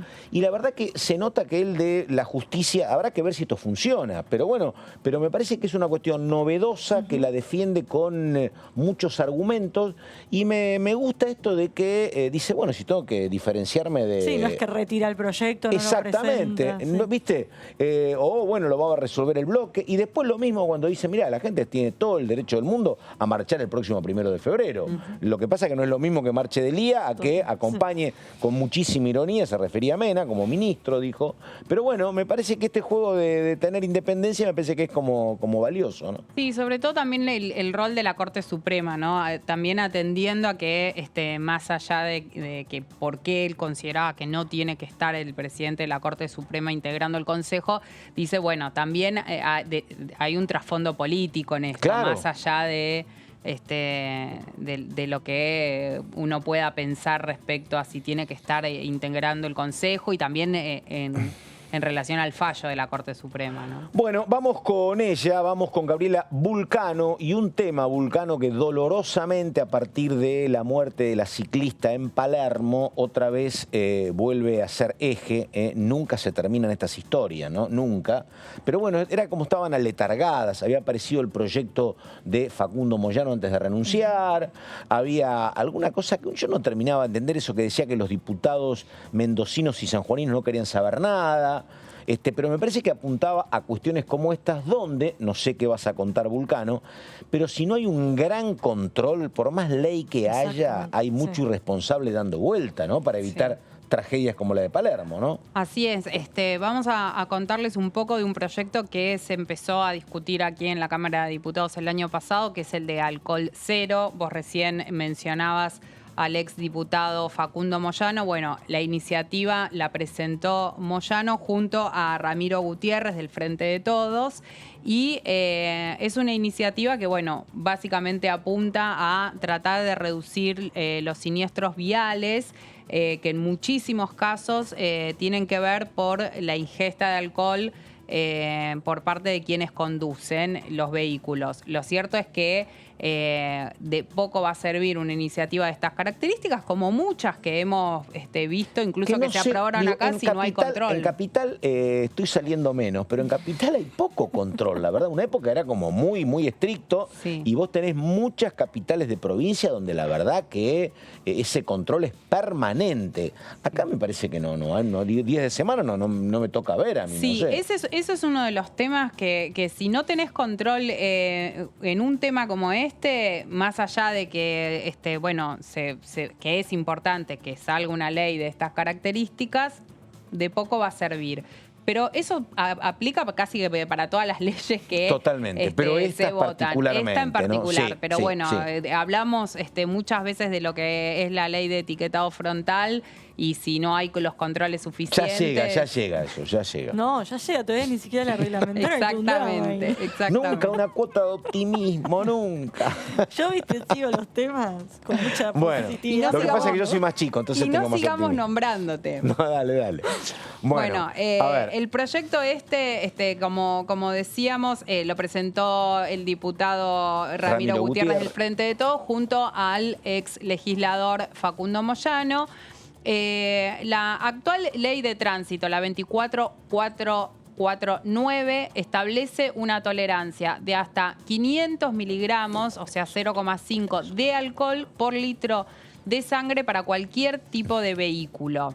Pero para los motociclistas o ciclomotores se permite hasta 200 miligramos, 0,2. Y vamos a ver en la próxima placa que para aquellos que conducen en transporte de pasajeros de menores y de carga se fija cero alcohol. Ahora lo que se quiere hacer justamente es cero para todo el mundo. Exactamente. Si falta que tenga alcohol aquel que transporta chicos en los colectivos naranja, ¿no? Sería como un exceso, ahí, pero bueno. En Los Simpsons, claro.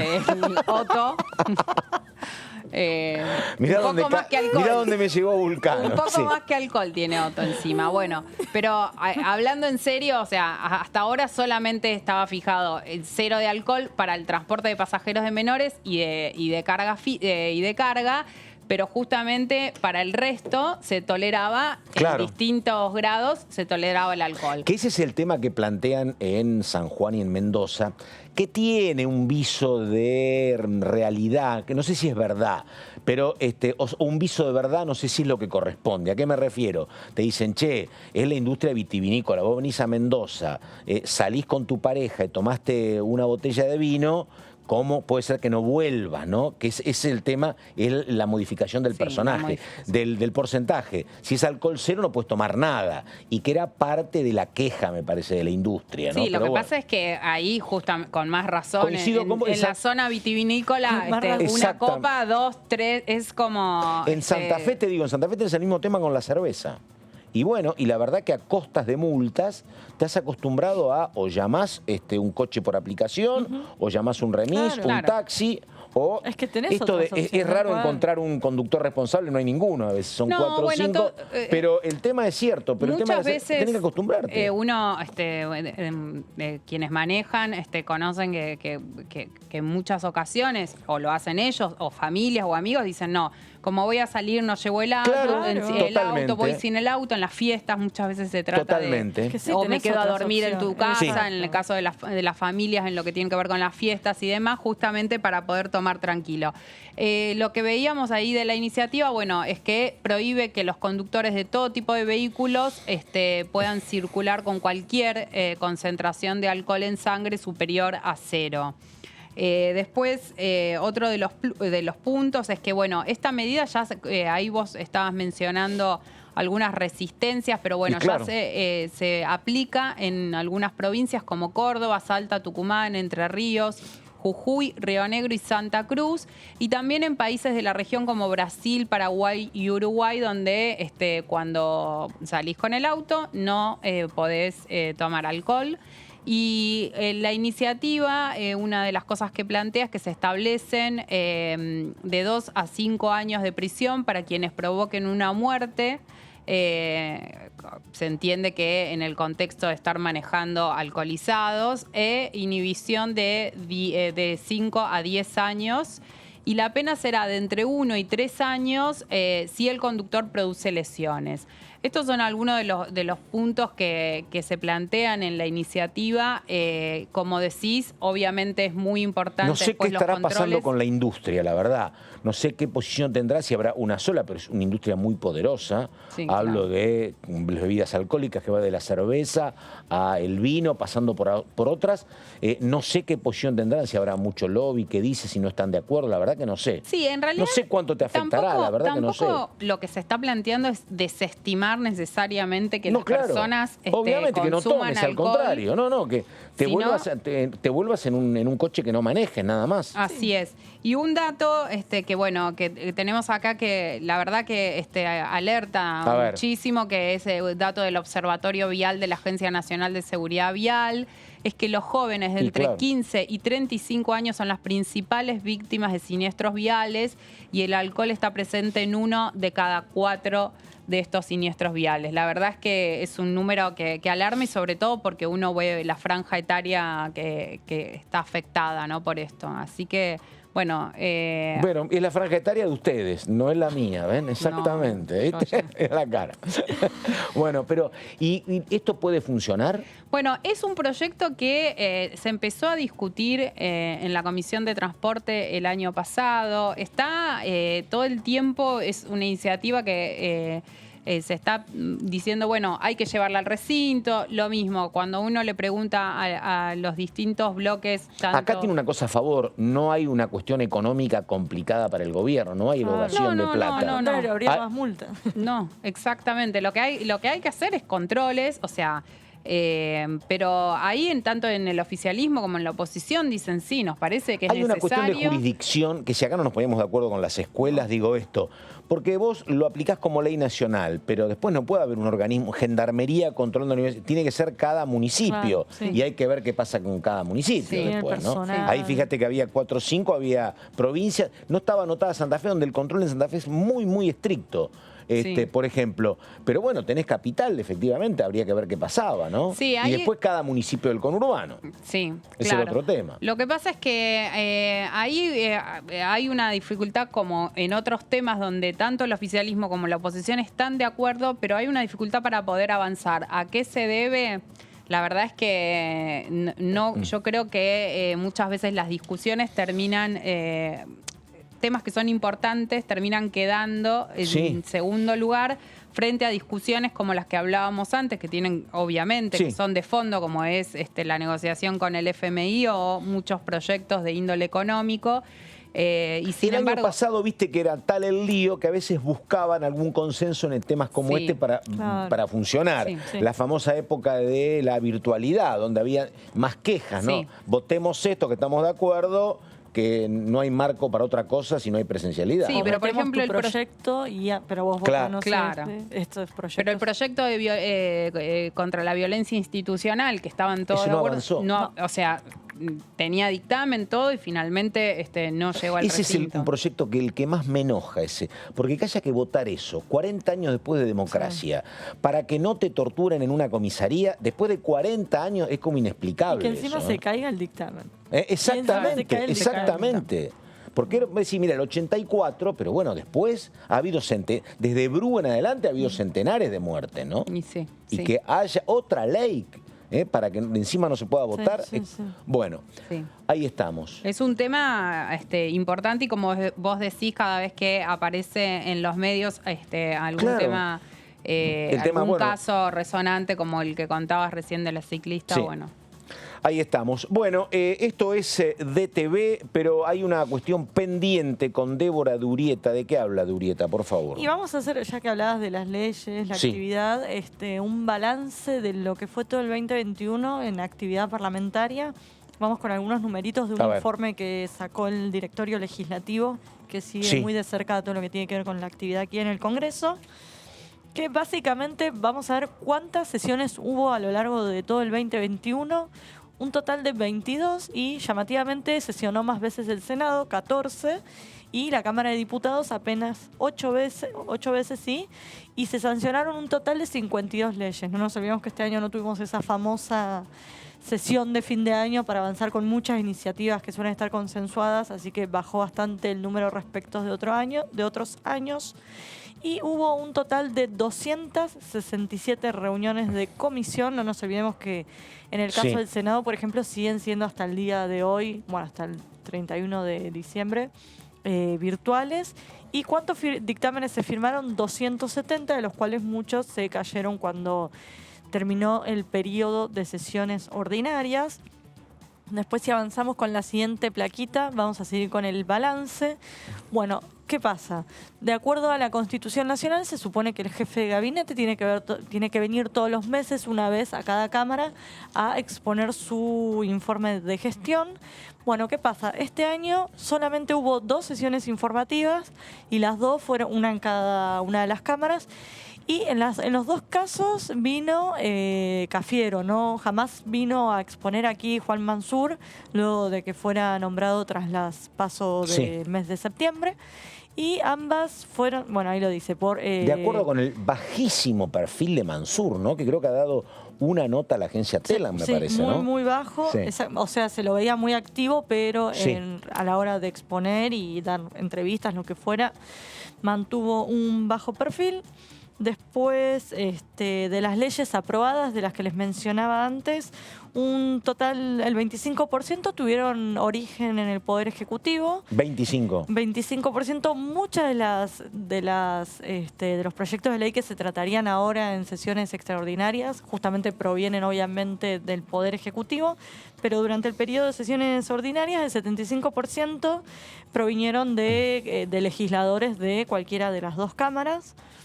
Por otro lado, casi el 70% de los proyectos de ley que se elaboraron por parte de legisladores eran oficialistas, apenas un 23% eran de la oposición y el 7% restante tuvo como origen iniciativas presentadas de manera conjunta, tanto oficialismo como oposición.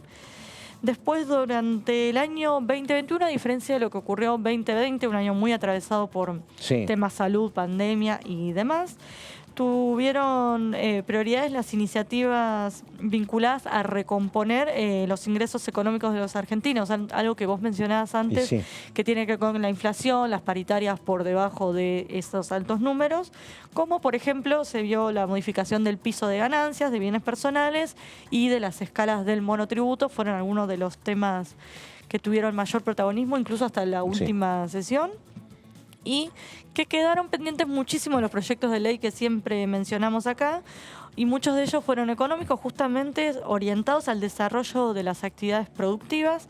Por ejemplo, el que tiene que ver con la promoción de agroindustria, esa iniciativa que impulsó nada menos que el ministro Julián Domínguez. Ahora está de reuniones muy seguidas con productores agropecuarios por el tema de la sequía. Bueno, otro tema que se viene, a ver si el tema de la emergencia, se destinan más fondos y demás. También otro que tiene que ver con la industria automotriz, que hablamos bastante aquí en el programa. El de la movilidad sustentable, que todavía no fue presentado, sigue anunciado en más de una oportunidad. Y las iniciativas sobre el desarrollo de inversiones hidrocarburíferas y la de compra argentino que mencionábamos previamente. Así que esos fueron algunos de los proyectos que quedaron en el tintero que podrían tratarse. No sé qué información tienen ustedes, pero mientras vos hablabas, veía en las imágenes ahí 2 veces a gente de la coalición cívica. El ex titular del bloque, Maximiliano Ferraro, y el actual, López. Es un tema muy interesante. No quiero utilizar la palabra incómodo, pero es una decisión particular la que tiene la coalición cívica dentro de Juntos por el Cambio por varias cuestiones, pero creo que una de las principales es que, viste, está todo el mundo, ninguno podemos resolver los problemas del 2021 ni el 2022, pero estamos todos con la cabeza en el 2023, y el gran problema de la coalición cívica es que, claro, en un marco donde luego tenés a Lustó, lo tenés a Gerardo Morales, lo tenés a Facundo Manes, la tenés a Patricia Bullrich, a Mauricio Macri y a Larreta, y siguen pasando, ellos no tienen candidato presidencial. Y me parece que están en un rol que los incomoda, ¿no? Que hoy parecería que es una cuestión, no, tampoco es la palabra secundario, pero de ser la gran protagonista Carrió en lo que era el inicio de Cambiemos, ¿te acordás que prácticamente muy pronto se había aislado y separado Sanz, que era la otra pata? Carrió tiene un rol importantísimo. Tuvo peleas con el gobierno por el tema de justicia y demás, pero ahora me parece que están buscando su lugar en el mundo como objetores, y el problema es que los escuchan muy poco, porque ellos decían, che, hay que invitar a todo el resto. ¿viste? El radicalismo y el PRO dijo que Le todo el filtraron resto. cada ¿Me vez que se entendés? reúnen. Están en una situación... Sí. Y de hecho, cuando fue el debate por el presupuesto, ellos eran los únicos que se iban a abstener y cuando vieron que el resto se les iba a acoplar, iban a resultar funcionales al oficialismo, tuvieron que ellos mismos dar marcha atrás. Porque, viste, una cosa es que sea como la gran objetora Carrió, que es muy mediática, de una nota una vez cada 15 días, dice, te señala con el dedo y que es un rayo sí, que te marca fulmina. la agenda, si querés. Pero para el resto de los... Porque digo esto porque los veía a los dos, ¿no? Que es gente, la verdad, muy trabajadora, tienen sus propias diferencias, ellos con Milei, que es otra parte del problema. También, eso, ¿no? Bueno, ese es otro tema fuerte. Sí, salieron muy fuerte con ese tema. Claro, que se está dando dentro de Juntos por el Cambio, que tiene que ver, por un lado, vos recién mencionabas a la coalición cívica y también desde el radicalismo, que no quieren llegar a ningún tipo de alianza con Javier Milei, cosa que dentro del PRO hay una puja por esto, porque hay un sector que no está de acuerdo, pero otro sector que está encabezado nada más ni nada menos que por la titular del partido. PRO, ¿Cuánto sacó Milei en Capital? 17% creo que sacó, ¿no? Sí. Obviamente, si querés ser presidente, tenés que sumarlo o algo. Y los dos últimos proyectos de ley que impulsó el PRO, los dos llevan la firma de Milei y el último el anterior de Milman. Claro, el tema claro. Los dos llevan la firma de Spert y de Milei y salieron un tuit justamente de la coalición cívica diciendo no prometan cosas que después no se pueden cumplir. Por eso digo, la verdad es que yo no sé cómo van a tramitar eso, es mucho problema. Está callada Carrió, que ella dijo que en enero no va ni a ningún lado por el calor, pero bueno, hablando de Milei, le dio positivo de COVID a Milei. No pudo viajar a Estados Unidos, efectivamente. Tuvo que quedar acá, fue la noticia del día. Pero me parece que habrá que estar atentos a lo que pasa con Carrió, ¿no? Porque este rol donde los a veces ningunean no es para nada cómodo para ellos. Igual en esta de Milei también tiene el acompañamiento del radicalismo, que también su límite es Milei, pero... Y hay un sector del PRO que tampoco está de acuerdo con lo que está haciendo Bullrich. Y otro tema fue, perdóname, exactamente, otro tema fue el tema Gestapo, donde hubo pedidos de apoyos para Vidal, que el único que terminó respaldando fue el PRO de la provincia, pero ni la coalición cívica ni el radicalismo. Bueno, de hecho iba a haber un comunicado conjunto por el tema mesa judicial. La semana pasada, cuando se filtró este comunicado de la Mesa Nacional de Juntos por el Cambio, iba a salir un comunicado conjunto y de golpe me llega el comunicado y tenía solamente el logo del PRO. Sí. Estuve con un amigo que estuvo trabajando en la redacción de ese documento y después él dice que es como una cosa enloquecedora, redactar y que se pongan de acuerdo. No es que son 3 bloques, son 9 bloques y dice es una cuestión muy complicada. De cada bloque, vos ahí mencionabas algo respecto a la coalición cívica, el tema de la mesa judicial de Vidal fue algo que cayó muy mal, sobre todo porque Elisa Carrió tiene muy buen vínculo con María Eugenia Vidal, pero sin embargo esa situación donde la verdad es que es muy difícil de defenderla cuando uno ve el video, más allá de las explicaciones que dio la exgobernadora y actual diputada, la verdad es que es una imagen pero no muy sé, fuerte, no sé cómo, y no cayó bien eso en la coalición. Porque la verdad que ellos no eran los socios al 50% ni al 30% de Cambiemos, pero tenían otro rol. Ahora me parece que están como... Digo, y estas diferencias no saltaban. Sí, en el oficialismo, Elisa Carrió